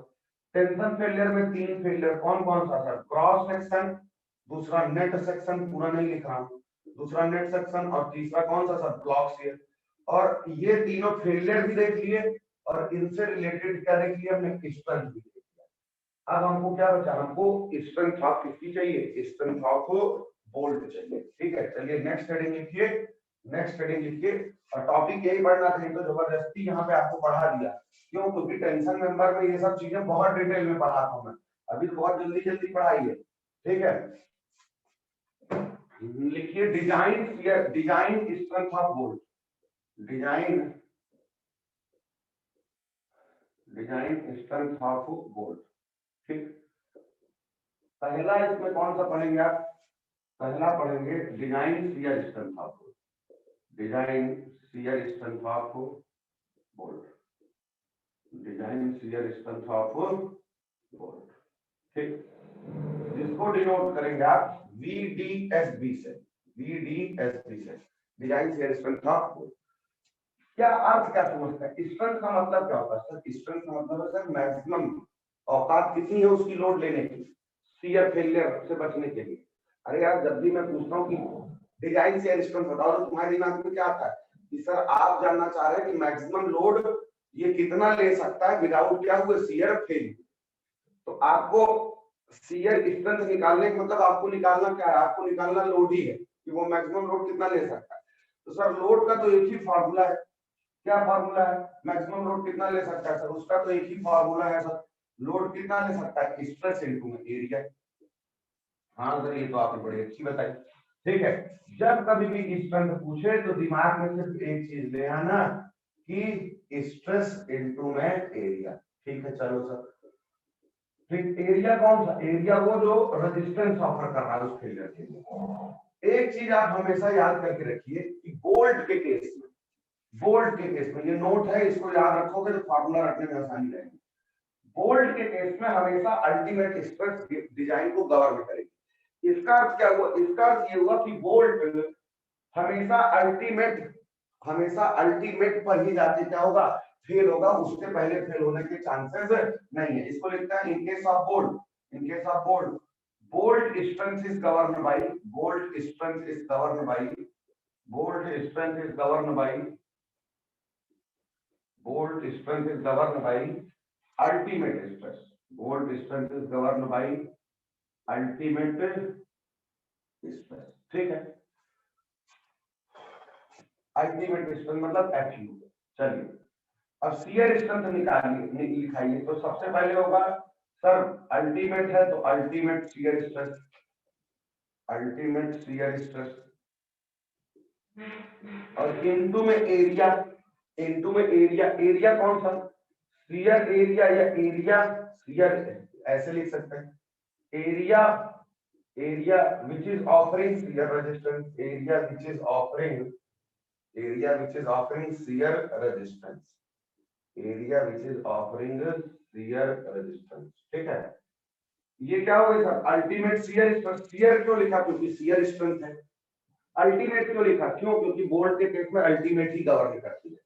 देख लीजिए, हमको स्ट्रेंथ निकालना है, हमको स्ट्रेंथ निकालना है, तो मतलब स्ट्रेस इनटू एरिया। तो हमने अल्टीमेट क्यों लिया? क्योंकि ये सर ये एक्सपेरिमेंटल है, कि बोल्ट के केस में अल्टीमेट ही आएगा, तो इसको लिख भी दिया bolt strength is given by ultimate stress, ठीक है। और शियर क्यों लिखा, क्योंकि शियर तो अल्टीमेट शियर स्ट्रेंथ इनटू में area which is offer shear resistance. और ये क्या है सर, ये स्ट्रेंथ है नहीं, ये डिजाइन स्ट्रेंथ नहीं, ये नॉमिनल शियर स्ट्रेंथ है। नॉमिनल और डिजाइन का अंतर क्या है, नॉमिनल का मतलब विदाउट फैक्टर ऑफ सेफ्टी। हाँ सर, इसमें तो कहीं फैक्टर ऑफ सेफ्टी की बात ही नहीं की है, ठीक है, ठीक है। तो इसको डिनोट किससे करते हैं, नॉमिनल शियर स्ट्रेंथ को हम डिनोट करते हैं VNSB से, फिर VNSB से। तो सर डिजाइन कितनी होती है, डिजाइन शियर स्ट्रेंथ कितनी होती है, डिजाइन शियर स्ट्रेंथ होती है nominal shear strength of bolt और अपॉन में गामा एमबी। गामा एमबी क्या है, वही क्या, partial factor of safety. Gamma MB को क्या बोलोगे, gamma MB is partial factor of safety for material of bolt, for material of bolt. ये एनएसबी का मतलब विदाउट फैक्टर ऑफ सेफ्टी। आपको पहले भी बताया, जब डिजाइन बनाना होता है किसी चीज को, जब डिजाइन करनी होती है तो हम पार्शियल फैक्टर ऑफ सेफ्टी ले लेंगे, partial factor of safety for material of bolt. और इसकी वैल्यू कितनी लेंगे सर, गामा एमबी की वैल्यू होती है 1.25, ठीक है। चलिए इसको यहाँ पर पुट करते हैं, VDSB design shear strength of bolt कितनी होती है sir, ultimate shear stress, ultimate की शियर, अल्टीमेट तो सर ठीक है, शियर कैसे बनाए, शियर बनाने के लिए इसको √3 से क्या कर दीजिए, डिवाइड कर दीजिए। और ये किससे सर, ये FUB है, मैंने पहले बताया था कि सिंपल सा FU लिखा जाएगा तो वो प्लेट का या जिन पार्ट्स को जोड़ रहे हो उनका है, अगर इस पे B जोड़ दिया जाएगा तो ये बोल्ट का है, अगर इसमें W जोड़ दिया जाएगा तो ये वेल्ड मटेरियल है, ठीक है। ये FUB अपॉन में √3 आ गया।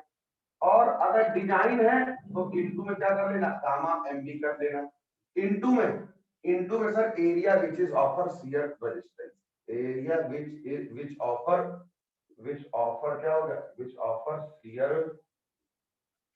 शियर रेजिस्टेंस, ठीक है। ये तुमको कल समझाया था, लेकिन मुझे पक्का विश्वास है कि तुम लोगों को याद नहीं। कैसे सर याद नहीं होगा, आप बताइए तो क्या समझाया था, आप देखिए बेटा, तुमको बताया था, क्या बताया था कि जैसे लैप जॉइंट है, याद करना और जल्दी जल्दी बताऊंगा, क्योंकि कल बात कर चुका हूँ और वो समय उतना नहीं है कि मैं बार बार यही चीजें पढ़ाता हूँ, ठीक। ये सर ऐसे, ये कहानी ऐसे सर ऐसे, ठीक है सर। इस पे लोड लगाता था मैं, और इस पे जब लोड लगता था तो तुमको याद है क्या बोलता था कि ये देखो बच्चा, ये ऐसे ऊपर ये दिखाता था, ऊपर बेयरिंग फोर्स ऐसे दिखाता था और नीचे बेयरिंग फोर्स यहाँ दिखाता था, और बोलता था कि ये कौन सा प्लेन है सर, ये शियर प्लेन। और इस पे बोलता था कि देखो ये इधर शियर और ये इधर। ऐसे बताया है कि नहीं बताया आपको, कल जो लोग थे वो बताएंगे, कल जो लोग थे वो बताएंगे। ये इसको क्या बोलता था, इसको मैं कौन सा प्लेन बोलता था, इसको शियर प्लेन बोलता था, इसको मैं कौन सा प्लेन बोलता था, शियर प्लेन बोलता था।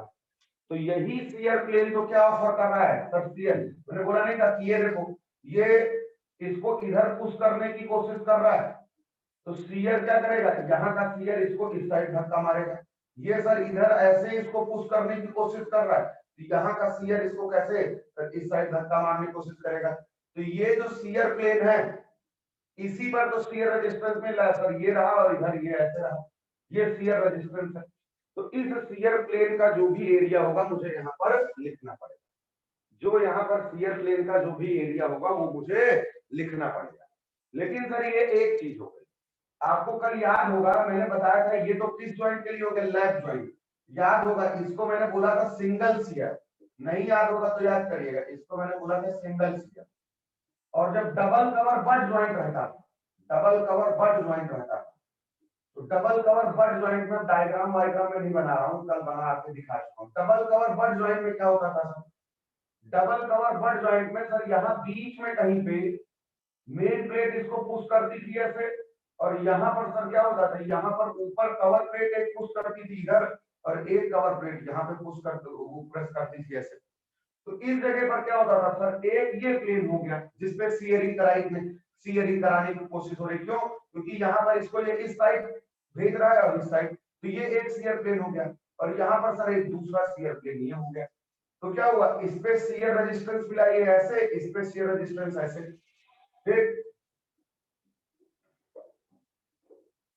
गलती नहीं हुई, थोड़ा सा एकदम पास हो गया, ये ऐसे प्रेस कर रहा है और कवर प्लेट इसको यहाँ पर ऐसे प्रेस कर रही है ऐसे, तो ये वाला क्या हो गया सर, ये एक शियर प्लेन हो गया ना। क्यों शियर प्लेन हो गया, शियर प्लेन का मतलब इस पे स्लिपिंग कराई जाने की कोशिश हो रही है, तो सर इस पे स्लिपिंग कराने की कोशिश तो हो रही, क्यों, क्योंकि सर ये इसको राइट साइड धक्का दे रहा है ये लेफ्ट, तो ये एक शियर प्लेन हो जाएगा और यहाँ पर शियर रेजिस्टेंस मिलेगा। कैसे, ऊपर इसको ये इस साइड शियर रेजिस्टेंस देगा और इधर इधर, तो इसमें कितने शियर प्लेन हो गए सर, इसमें 2 शियर प्लेन हो गए, और ये दोनों क्या कर रहे हैं सर, ये दोनों शियर रेजिस्टेंस ऑफर कर रहे हैं, मतलब सर सिंगल शियर है, अगर लैप ज्वाइंट है तो कितना शियर प्लेन होगा सर, एक, तो मुझे क्या लिखना चाहिए सर, मान लीजिए सर एएस लिख देता हूं, और अगर डबल कवर बट ज्वाइंट है तो इसको मैं एएस नहीं लिखूंगा, इसको मैं लिखूंगा कितना सर, 2AS। क्यों, क्योंकि इसमें एक शियर प्लेन है जो रेजिस्टेंस ऑफर कर रहा है, और इसमें देखो ना एक ही जगह इसको रेजिस्टेंस मिल रहा है स्लिपिंग के लिए, और इसमें यहाँ पर भी रेजिस्टेंस मिल रहा है, यहाँ पर भी मिल रहा है,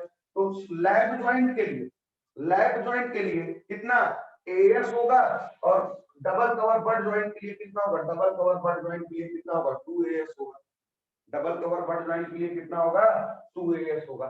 ठीक है, समझ में आया कि नहीं आया, अभी ये कंप्लीट नहीं है, अभी और डिटेल में जाना पड़ेगा, लेकिन ये आपको समझ में आना चाहिए कि इसमें कितने शियर प्लेन सर, एक ही शियर प्लेन को रेजिस्टेंस ऑफर कर रहा है बेटा, बोलो यार, और इसमें कितने सर, इसमें 2, और ये भी शियर रेजिस्टेंस ऑफर कर रहा है, ये भी, ये शियर रेजिस्टेंस ही तो है, स्लिप के लिए रेजिस्टेंस, ये भी स्लिप के लिए रेजिस्टेंस, तो इसमें 2 शियर प्लेन, इसमें एक शियर प्लेन, तो इसमें एक एरिया, इसमें 2 एरिया, ये समझ में आया हो तो और आगे बढ़ो, क्योंकि ये बहुत छोटी बात है, बहुत छोटी बात है। कैसे सर, देखिए समझने की कोशिश करिए, कैसे समझने की कोशिश करें सर, ये जो शियर प्लेन है इसको छोटा मैं कर रहा हूं, ये जो शियर प्लेन है, अब मुझे इस शियर प्लेन का एरिया चाहिए, ये सब शियर प्लेन है, मान लीजिए ये, इसको मैं ब्लैक लाइन से बना दे रहा हूं, ये शियर प्लेन है, और इस शियर प्लेन का एरिया मान लो कितना है, एएस है सर, आप एएस की वैल्यू दीजिए, एएस की वैल्यू दीजिए, एएस की वैल्यू डिपेंड करती है, देखिए कैसे,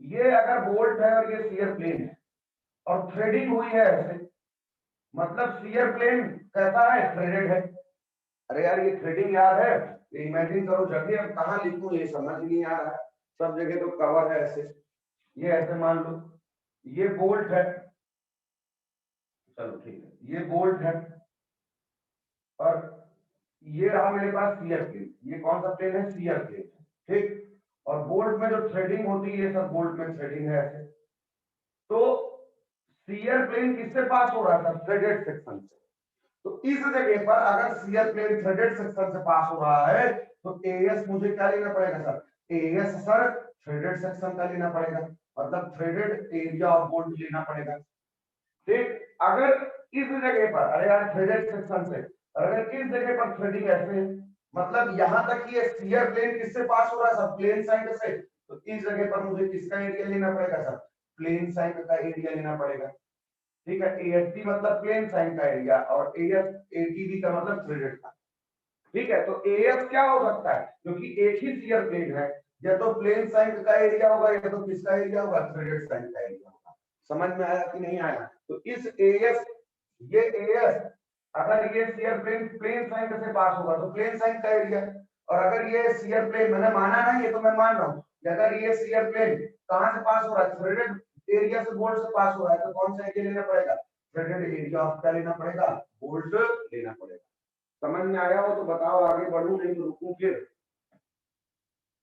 ठीक है, जैसे इसमें क्या है, इसमें क्या है, इसमें कितना है सर, 2AS है, मान लो ये सब AS था यहाँ पर भी, और ये भी AS था, अब देखिए मान लीजिए कि ये बोल्ट है, ये बोल्ट है, और बोल्ट का ये एक शियर प्लेन ये है, बोल्ट का एक शियर प्लेन ये है, और क्या हुआ, ये शियर प्लेन है, और थ्रेडिंग आपकी ऐसे है, कैसे सर, थ्रेडिंग ऐसे है, ये थ्रेडिंग ऐसे है, मतलब सर ये वाला भी थ्रेडेड से पास हो रहा है, ये वाला भी थ्रेडेड से पास हो रहा है, तो इस वाले शियर प्लेन का एरिया मान लो कितना है सर, एटीबी थ्रेडेड का, और सर इसका भी एटीबी, इसका अर्थ क्या हुआ सर, यहाँ पर मुझे एएस, अगर मैं एएस लिख रहा हूँ किसको, जो ऑफर कर रहा है, ये कितना हो जाएगा सर, 2ATB हो जाएगा, और क्या ऑप्शन है सर, ये जैसे मेरे पास बोल्ट और सर ये क्या रहा, ये रहा सर मेरे पास एक शियर प्लेन और ये रहा दूसरा शियर प्लेन, ठीक, दूसरा शियर प्लेन। तो क्या हुआ सर, ये रहा ऐसे आया ऐसे, क्या हुआ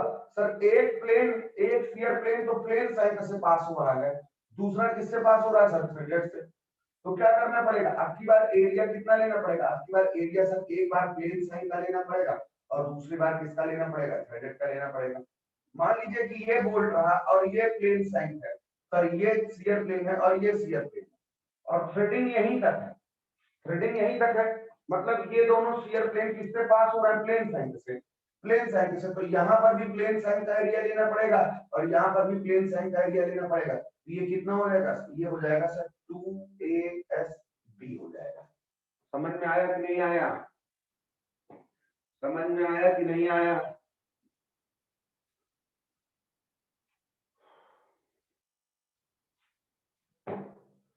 ठीक है, तो ये शियर प्लेन जहां से पास हो रहा है वही लेना पड़ेगा, वही एरिया लेना पड़ेगा। तो इसको फॉर्मुलाइज भी कर सकते हैं, ऐसे भी, जिसको ऐसे कंफर्टेबल हो वैसे भी लिख सकता है। कैसे फॉर्मुलाइज कर सकते हैं, VDSB equal to FUB upon में √3 इंटू में कितना गामा MB, फिर इंटू में कैसे NS इंटू में ASB, NS इंटू में ASB प्लस में NT इंटू में AD। हो तो गया, तो वो इतना कानून बदल, क्या हुआ, NS क्या हुआ सर, NS क्या है, इसको हटा रहा हूं, NS क्या है सर, NS है नंबर ऑफ शियर प्लेन जो कहां से पास हो रहा है, प्लेन साइन से। सर ठीक है, नंबर ऑफ शियर प्लेन कहां से पास हो रहा है, प्लेन साइन से। NS है नंबर ऑफ, NS है number of shear plane, number of shear plane passing from कहां से, number of shear plane passing from कहां से, passing from plain shank, passing from किस जगह से, प्लेन साइन। ठीक है, तो अगर एक एक प्लेन है, जैसे यहां पर क्या है, यहां पर क्या है सर, दो प्लेन, सॉरी एक प्लेन दो प्लेन, दोनों किससे पास हो रहा है सर, प्लेन साइन से। तो 2 इंटू में क्या हो जाएगा सर, 2 इंटू में ASB हो जाएगा। इस जगह पर क्या है, इस जगह पर कितना शियर प्लेन है जो प्लेन उससे पास हो रहा है, प्लेन से सर एक है, तो कितना हो जाएगा, 1 इंटू ASB हो जाएगा। इस जगह पर कितना है सर, एक भी नहीं है, तो 0 इंटू ASB हो जाएगा। NT क्या है ऐसे, NT है sir number of shear plane, NT है number of shear plane,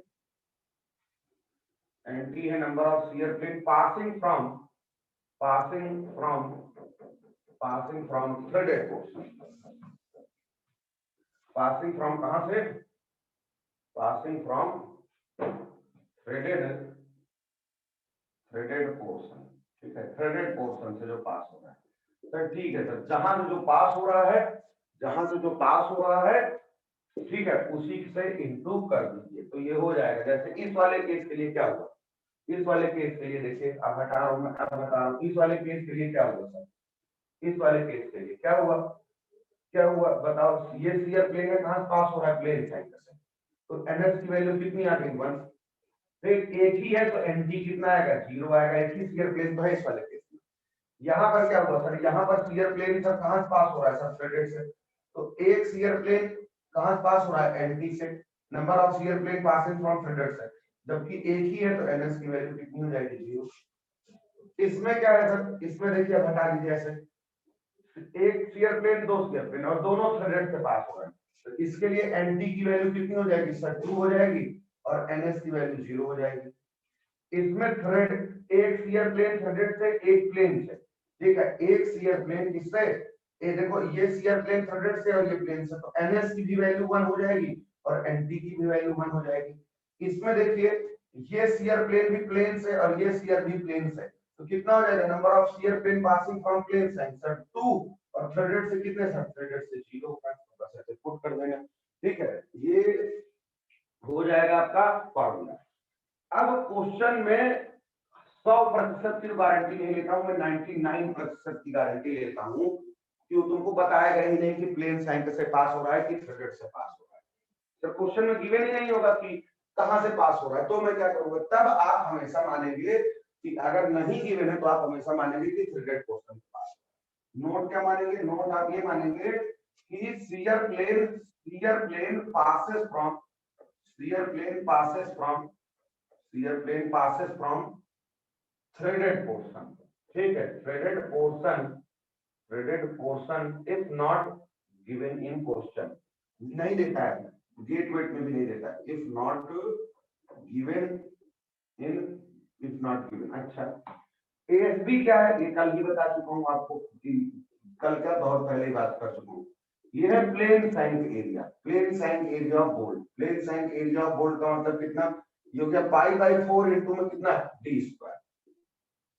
ATB क्या है सर, एटीबी है सर थ्रेडेड, एटीबी है थ्रेडेड साइंक एरिया, थ्रेडेड साइंक एरिया। और मेरी आपकी एक बात भी होगी कि इसी थ्रेडेड साइंक एरिया को कोड में नेट सेक्शनल एरिया भी बोला जाता है बोल्ट का, ये याद रखिएगा, भूलिएगा मत, इसको बोल्ट का नेट सेक्शनल एरिया भी बोला जाता है। और इसकी वैल्यू मैंने आपको बताई थी, दो वैल्यू थी, एक अप्रॉक्स वाली थी 0.78 इंटू में पाई बाई 4 इंटू में डी स्क्वायर, मैं बता चुका हूं। और दूसरा कहां से आती थी, दूसरी या तो सर टेबल से लिख लीजिए आप, ठीक है, मैंने बोला था कि इसको भी यूज कर सकते हो, लेकिन टेबल भी आपको 16, 18, 20 ऐसे करके 5-6 बोल्ट्स के लिए लिखाया था।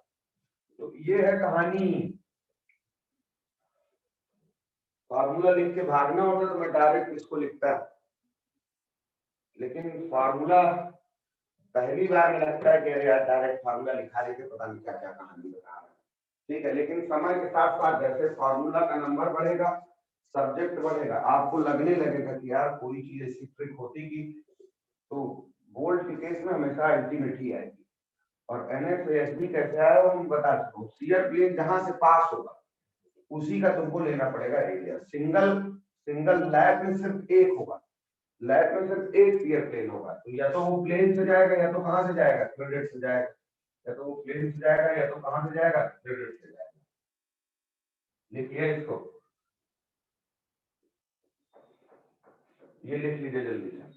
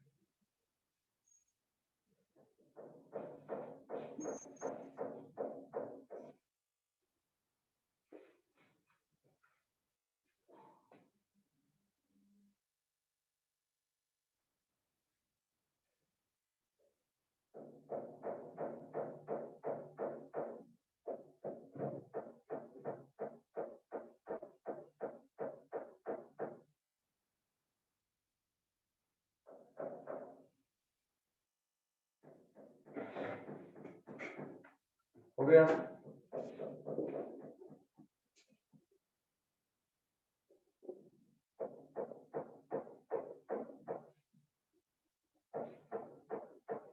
ठीक। तो ये हो गया क्या, डिजाइन शियर स्ट्रेंथ ऑफ इसकी बोल्ट, ठीक।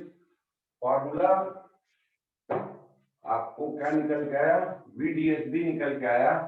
थोड़ा सा याद रखने की कोशिश करोगे दिमाग से तो सबसे पहले स्ट्रेस और अल्टीमेट, लेकिन शियर रूट से, डिजाइन, डिजाइन मतलब गामा एमबी, और प्लस में एरिया, एरिया, एक एरिया जनरली एनएस इंटू में एएसटी, और प्लस में एनटी इंटू में एटीबी। किताब में एक्चुअल में क्या करता है, इसको एनटी ना लेके एनएन बोलता है और इसको एटीबी ना बोल के एएनबी बोलता है, वही लॉजिक है, क्योंकि इसको नेट टेंसाइल एरिया भी बोल्ट बोलता है तो एएनबी से दिखा देता है, ठीक है, ये याद रखिएगा। अच्छा, कोल्ड में ही इस पे क्या है कुछ, ये जो तुमने स्ट्रेंथ निकाली बोल्ट की, ये प्योर शियर में निकाली है।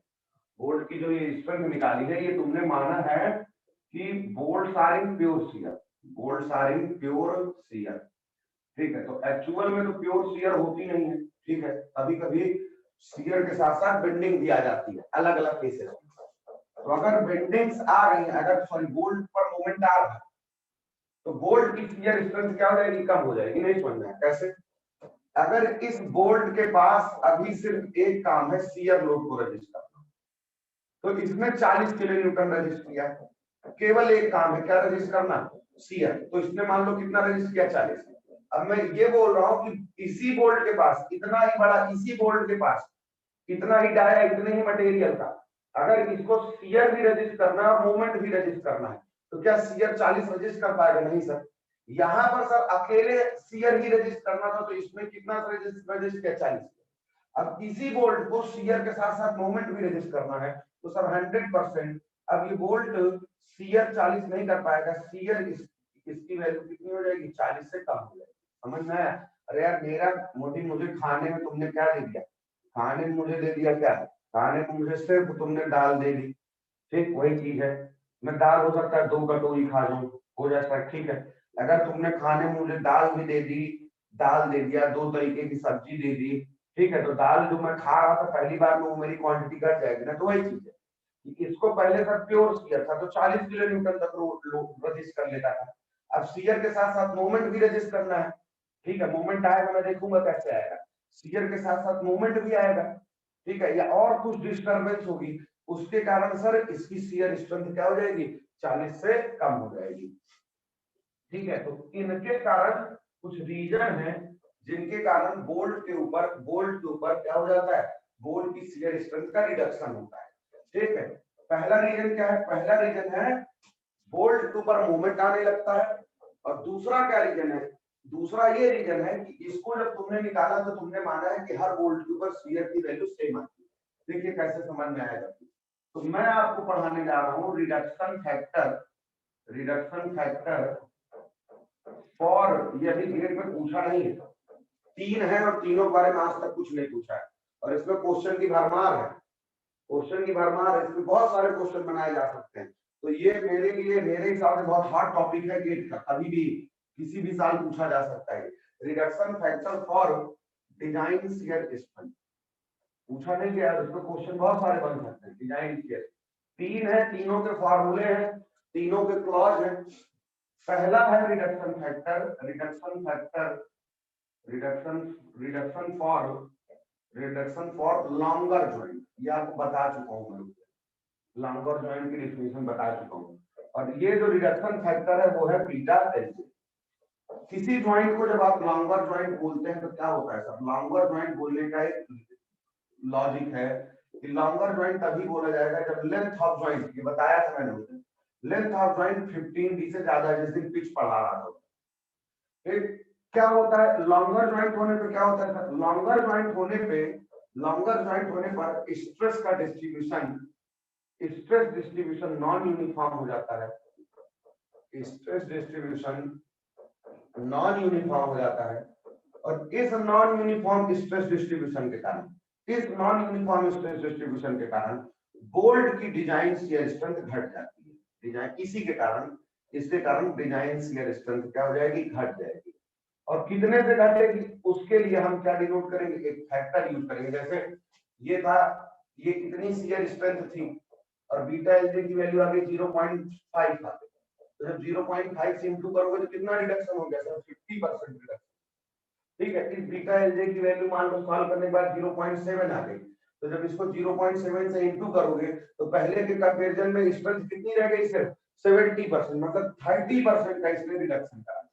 तो design shear strength of bolt क्या हो जाएगी, रिड्यूस हो जाएगी, आप बोल्ट क्या हो जाएगा, रिड्यूस हो जाएगा। और इस बीटा एलजे की वैल्यू कितनी होती है, ये देखो, ये मेरा आपको बीटा एलजे, अरे यार भूल गया मैं, बीटा एलजे की वैल्यू, ये एलजी नहीं है, बीटा एलजे है,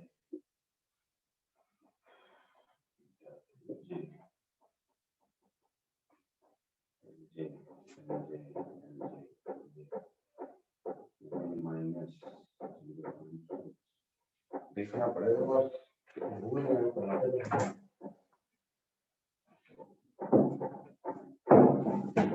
किताब पता है आपको, किताब कौन सी, दुग्गल सर की किताब।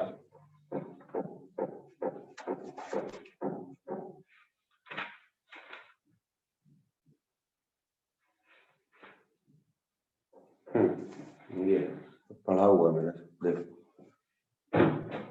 बीटा एलजे की वैल्यू 1.075 माइनस में एलजे अपॉन में 200 डी, ठीक है, 200 डी, ये हो गई किसकी वैल्यू, बीटा एलजे की वैल्यू हो गई, ठीक है। ये याद रखिएगा, मैं एक चीज खुद ही भूल गया था बहुत दिन, स्टील एक्चुअल में आप सबको पता है, क्या पता है कि क्लासेस तो चल नहीं रही हैं, बहुत दिन से सब लोग घर पे ही हैं, ठीक है, और अभी पढ़ाया भी तो इस समय स्ट्रक्चर और इन्वायरमेंट से छुट्टी नहीं मिल रही, ठीक। और इस बीटा एलजे की वैल्यू कितनी होगी, इस बीटा एलजे की वैल्यू होगी, वैल्यू जो है वो 0.75 से लेके 1 या 1 से क्या होनी चाहिए, लेस होनी चाहिए। तो इसमें सब कुछ क्वेश्चन है, क्या क्वेश्चन बन सकता है, पहला तो यही बन सकता है कि लॉन्गर ज्वाइंट क्या है, ठीक। दूसरा क्वेश्चन ये बन सकता है कि लॉन्गर ज्वाइंट होने से रिडक्शन क्यों हुआ, तो यही जवाब दोगे क्योंकि स्ट्रेस का डिस्ट्रीब्यूशन नॉन यूनिफॉर्म हो गया। तीसरा क्वेश्चन ये बन सकता है कि कितनी वैल्यू होती है, ये हो गया। चौथा ये हो गया कि बीटा एलजे की वैल्यू कितनी, किससे लेकर कितने बीच में रेंज करनी चाहिए, ठीक है। हम यही पढ़ेंगे, हम हर बार यही पढ़ेंगे। जैसे पहले ये बताऊंगा कि रिडक्शन क्यों हुआ, फिर उसका फॉर्मूला, फिर उसकी वैल्यू, फिर कुछ कहानी। दूसरा रिडक्शन है reduction for large grip length, reduction for large grip length, ठीक है। क्या है सर ये ग्रिप लेंथ क्या है, पहले ये तो बताइए, मैं नहीं बता रहा। Reduction for large grip length का चलिए सर फॉर बी किससे डिनोट करेंगे, बीटा एलजी से डिनोट करेंगे। सर ग्रिप लेंथ बताइए, तभी नहीं तो दिक्कत हो जाएगी, कैसे ग्रिप लेंथ बताना पड़ेगा सर। जैसे ये बोल्ट है, ये कोई बोल्ट है, मान लो ये एक बोल्ट है, तो सबसे पहले जब बोल्ट की लेंथ बोली जाती है, लेंथ बोली जाती है, तो सैंक की ही लेंथ ली जाती है। ये बोल्ट की लेंथ हो गई सैंक वाली। हमको क्या लेंथ चाहिए, नहीं हमको सर ग्रिप लेंथ चाहिए। हमको कौन सी लेंथ चाहिए, ग्रिप लेंथ।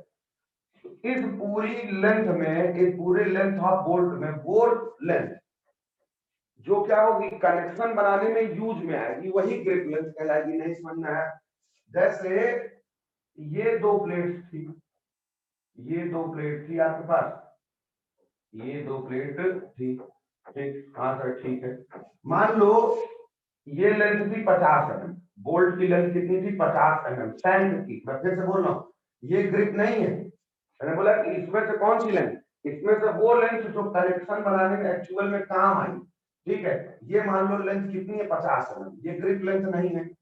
और ये रही मेरे पास एक प्लेट 18 mm की, और एक प्लेट ये रही कितने की, 12 mm की। और इन दोनों प्लेट में होल किया गया, इन दोनों प्लेट में क्या किया गया बेटा, होल किया गया। और होल करने के बाद इनको इस वाले बोल्ट से जोड़ा गया। तो जब इस वाले बोल्ट से ऐसे जोड़ा गया तो क्या होगा, देखिएगा क्या होगा सर, ये आया ऐसे, ये ऐसे, ठीक, ठीक है।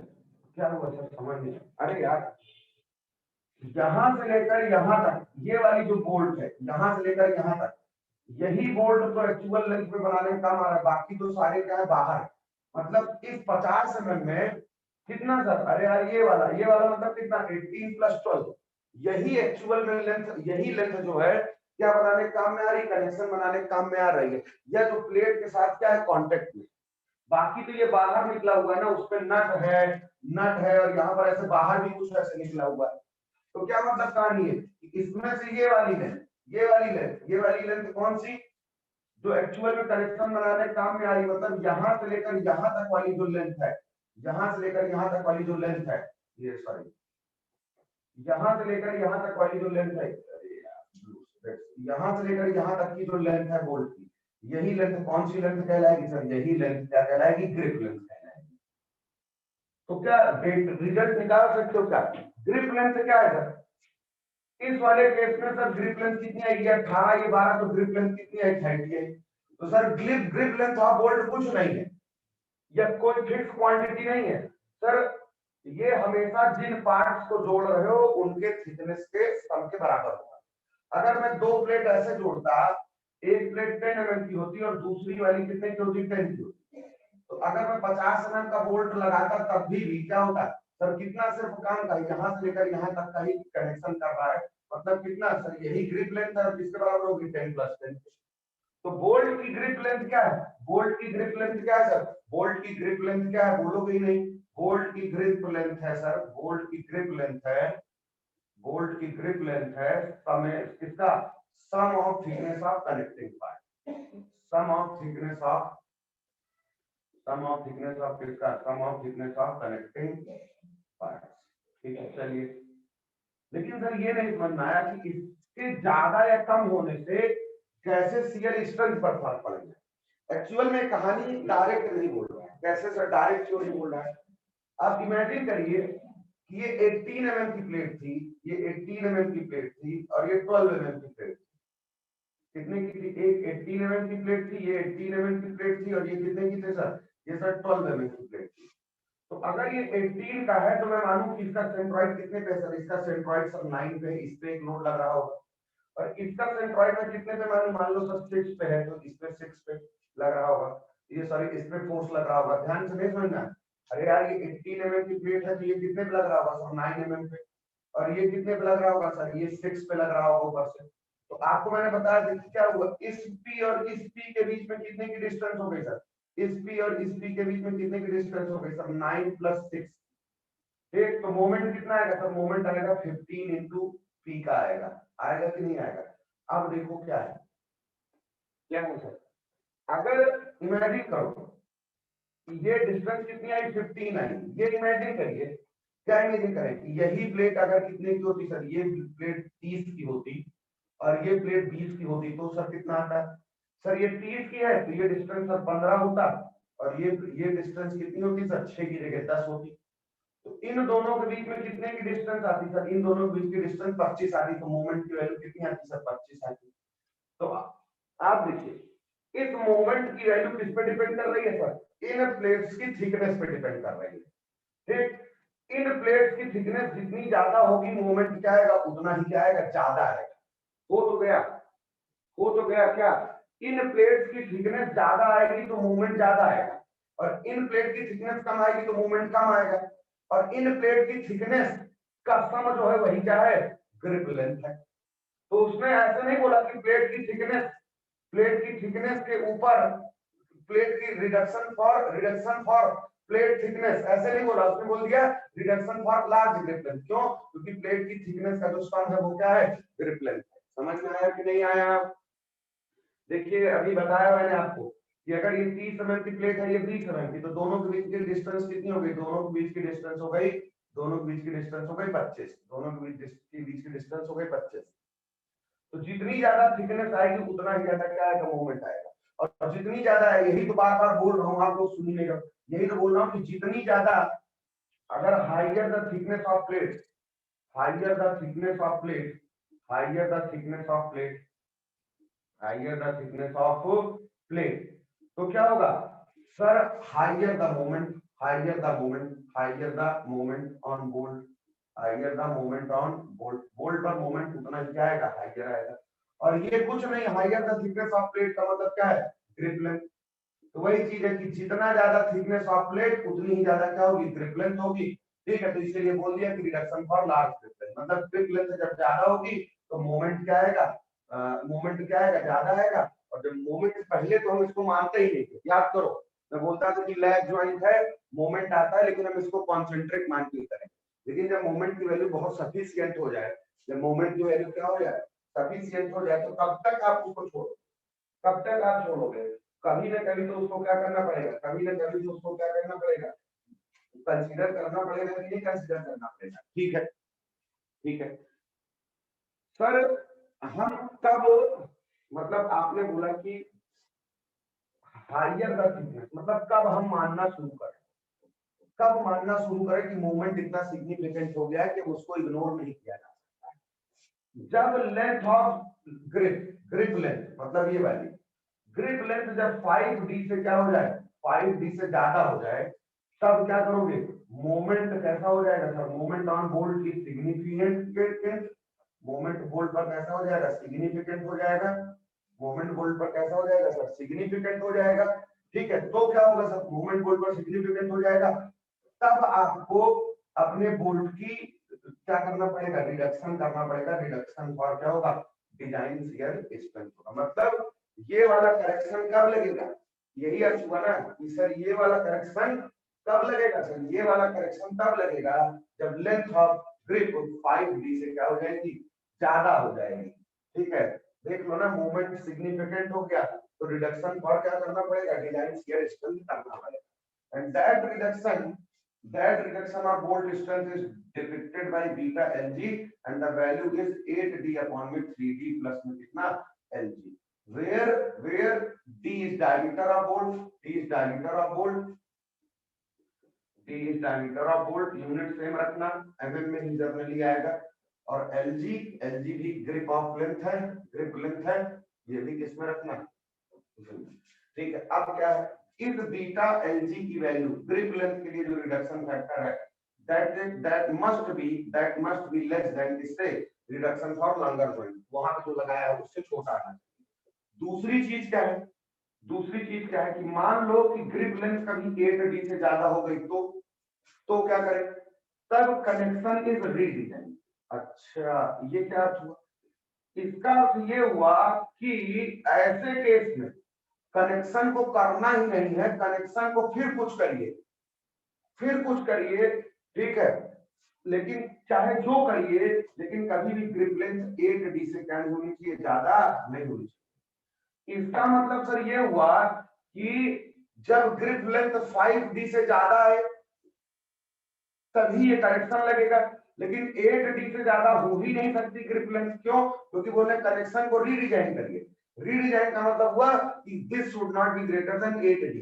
रीडिजाइन का मतलब यही होता है कि अरे यार तुम गलत कर रहे हो, फिर से डिजाइन करो, this one is not permissible, ऐसे भी लिखते हैं, this one is not permissible.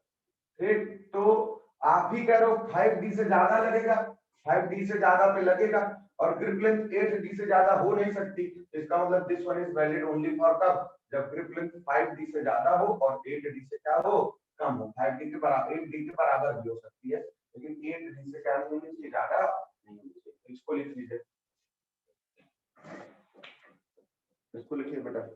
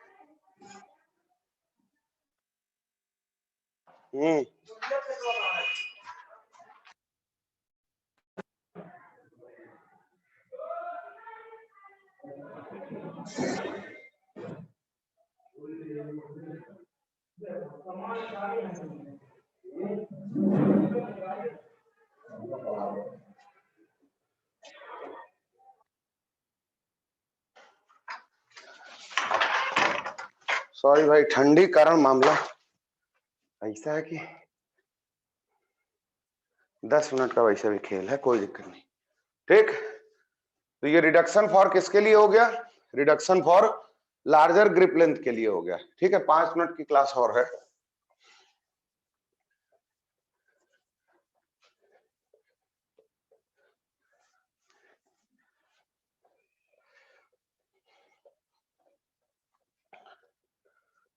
ठीक, एक और बचा हुआ है, वो भी समझ लेते हैं। तीसरा है, और सब यही है, मोमेंट रीजन भी बताना पड़ेगा। Reduction for thickness of packing plate. Packing plate की थिकनेस के लिए रिडक्शन फॉर थिकनेस ऑफ किसके लिए? पैकिंग प्लेट के लिए। और इस रिडक्शन फैक्टर की डिनोट करेंगे BT पैक से। इतना बड़ा रिडक्शन फैक्टर का नाम ही है। अच्छा, मैंने बोला था कि डबल कवर बहुत बढ़िया है, बहुत बढ़िया है, क्योंकि उसमें मोमेंट आने की संभावना नहीं होती। लेकिन देखिए कैसे मोमेंट आ सकता है। मान लो कि ये तुम्हारे पास एक प्लेट है 24 mm की, डबल कवर बट ज्वाइंट है। दिक्कत क्या हुई कि दूसरी प्लेट जो तुमको इसके साथ जोड़नी है वो इस सेम थिकनेस की अवेलेबल नहीं है। हाँ सर, ये तो हमने सोचा ही नहीं था। ठीक है, नहीं सोचा था, कोई दिक्कत नहीं, मैं तुमको हर चीज सोचने के लिए मजबूर करूंगा। दूसरी प्लेट मान लो कुछ भी है, इससे कम है, मान लो 10 mm की है, और हमको डबल कवर बट ज्वाइंट करना है। ठीक है, तो क्या होगा सर? एक तो मैं सर यहां पर कवर लगा लूंगा। ठीक है सर, ये वाला कवर लग जाएगा, लेकिन ये वाला कवर क्या सर ऐसे हवा में लटका रहेगा क्या? अरे कहाँ हवा में लटका रहेगा, दिक्कत होगी ना। इस पे बोल्टिंग करोगे, इस पे कैसे बोल्टिंग करोगे? बोल्टिंग करोगे तो जबरदस्ती उठेगा कि नहीं उठेगा? या ऐसे नहीं करना है। तो क्या करेंगे हम? तो क्या करेंगे, इस जगह पर हम एक प्लेट लगाएंगे जो सिर्फ और सिर्फ कनेक्शन करने के लिए, ये प्लेट, या जैसे बोलते नहीं कि जब बीच में गैप आ रहा है तो कपड़ा रख देते हैं, रबड़ रख देते हैं, ऐसे कुछ रख देते हैं ना, तो ये हमने एक प्लेट यहाँ पे रख दिया। ठीक है, और इस प्लेट को हम बोलेंगे पैकिंग प्लेट। पैकिंग का मतलब जो बीच में गैप आ गया उसको पैक करने के लिए। ये पैकिंग प्लेट हो गई, ये कवर प्लेट हो गई, ये कवर प्लेट हो गई, और ये कौन सी प्लेट हो गई, सॉरी ये मेन प्लेट हो गई, ये मेन प्लेट हो गई 1, और ये मेन प्लेट कौन सी हो गई, ये हो गई मेन प्लेट 2। ठीक, अब देखिए इसमें क्या दिक्कत है, देखिए कितना सुंदर सा है। आपने जो बोला था वो गलत कैसे हुआ। अगर ये 24 है तो इस पे तुमने जब लोड लगाया इसके सेंट्रॉइड पे तो कितने पे लगाया सर, 12 पे लगाया, 12 mm पे। ठीक, और इसके जब सेंट्रॉइड पे लगाया, इसके जब सेंट्रॉइड पे लगाया तो लोड कितना है, इसके सेंट्रॉइड पे जब लगाया तो लोड कितने डिस्टेंस पे आया सर, 5 mm पे आया। हो तो गया सर। आप तो कहते थे मोमेंट नहीं आ रहा है, यहाँ पे तो मोमेंट आ रहा है। कैसे सर, ये वाला लग रहा है 12 mm पे यहां से, और ये वाला यहां से कितने पे लग रहा है सर, ये यहाँ वाला यहाँ से 12 mm पे, ये वाला यहाँ से 5 mm पे। तो इन दोनों फोर्सेस के बीच में सर कितनी की डिस्टेंस हो गई सर, ये P और ये P, इसके बीच में सर कितने की डिस्टेंस हो गई सर, 7 mm की डिस्टेंस हो गई ना। हाँ सर, और मोमेंट कितना आएगा सर, P इंटू ई आएगा, P इंटू ई, मतलब E की वैल्यू कितनी आई सर, 7। अब आप देखिए क्या है कि अभी 7 आई, जैसे जैसे पैकिंग प्लेट की थिकनेस बढ़ेगी, अभी यहां पर पैकिंग प्लेट कितने की है सर, ये 10 का है, ये 24 का, तो पैकिंग प्लेट कितना है सर, पैकिंग प्लेट है सर 14 mm की।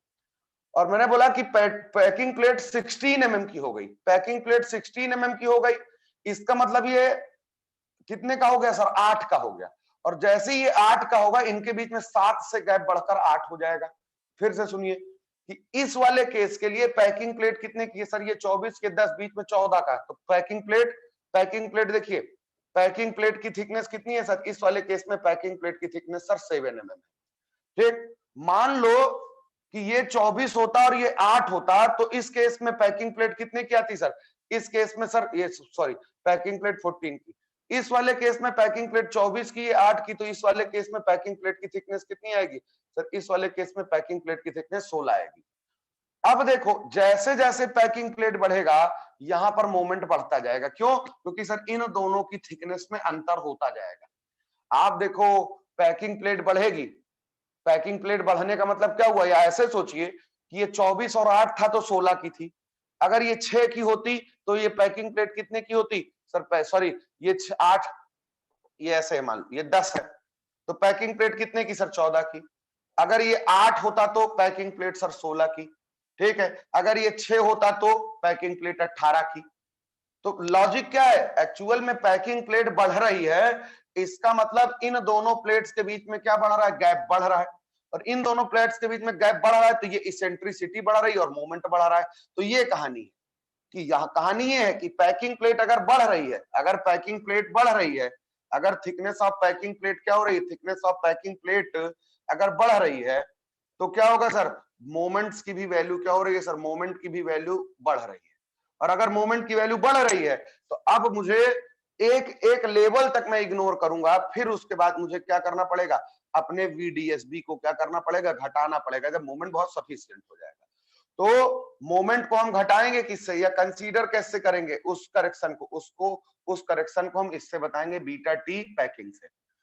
ठीक, मैंने बोला कि एक लेवल तक इसको भी इग्नोर करेंगे। तो क्या है कि when T packing, thickness of packing plate 6 mm से ग्रेटर है तभी लगाएंगे, मतलब 6 mm से कम है तब टेंशन की बात नहीं है। और उस केस पर बीटा टी पैकिंग की वैल्यू हो जाएगी 1 माइनस 0.00125 इंटू टी पैकिंग। ठीक, तो ये 3 करेक्शन फैक्टर हो गए, ये 3 करेक्शन फैक्टर हो गए, और फार्मूला पूरा क्या होगा, फार्मूला होगा sir VDSB beta LJ length of joint into में बीटा LG इंटू में बीटा टी पैकिंग, और इंटू में VDSB पुराना वाला FU बाई कितना, FU बाई √3 गामा MB, और इंटू में एरिया ASB NSB प्लस में ATB और NTB। कल बोल्ट खत्म हो जाएगा, बोल्ट की शियर स्ट्रेंथ में ही बहुत टाइम लगता है, बोल्ट की शियर स्ट्रेंथ में ही करेक्शन वरेक्शन है, इसलिए समय लगता है। ठीक है, तो समय हो गया है, समय इस सेंस में हो गया कि 9:50 पे ही क्लास छोड़नी रहती है। ठीक है, तो कल हम बोल्ट की बियरिंग स्ट्रेंथ पढ़ेंगे और फिर इस पे न्यूमेरिकल लगेंगे। तो आप इस सेंस में मत देखिए कि न्यूमेरिकल नहीं हो रहा है, न्यूमेरिकल भैया थ्योरी ही इतनी है, इसमें थ्योरी में इतने क्वेश्चन पूछे जा सकते हैं, उसी को पढ़ाने में समय लग रहा है, तो न्यूमेरिकल का समय आएगा। चलिए थैंक यू।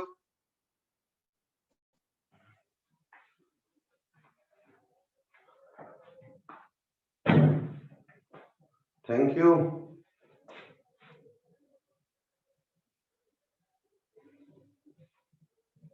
यार मेरी अब्रत खत्म कर दी, मेरा 9:52 हो गया।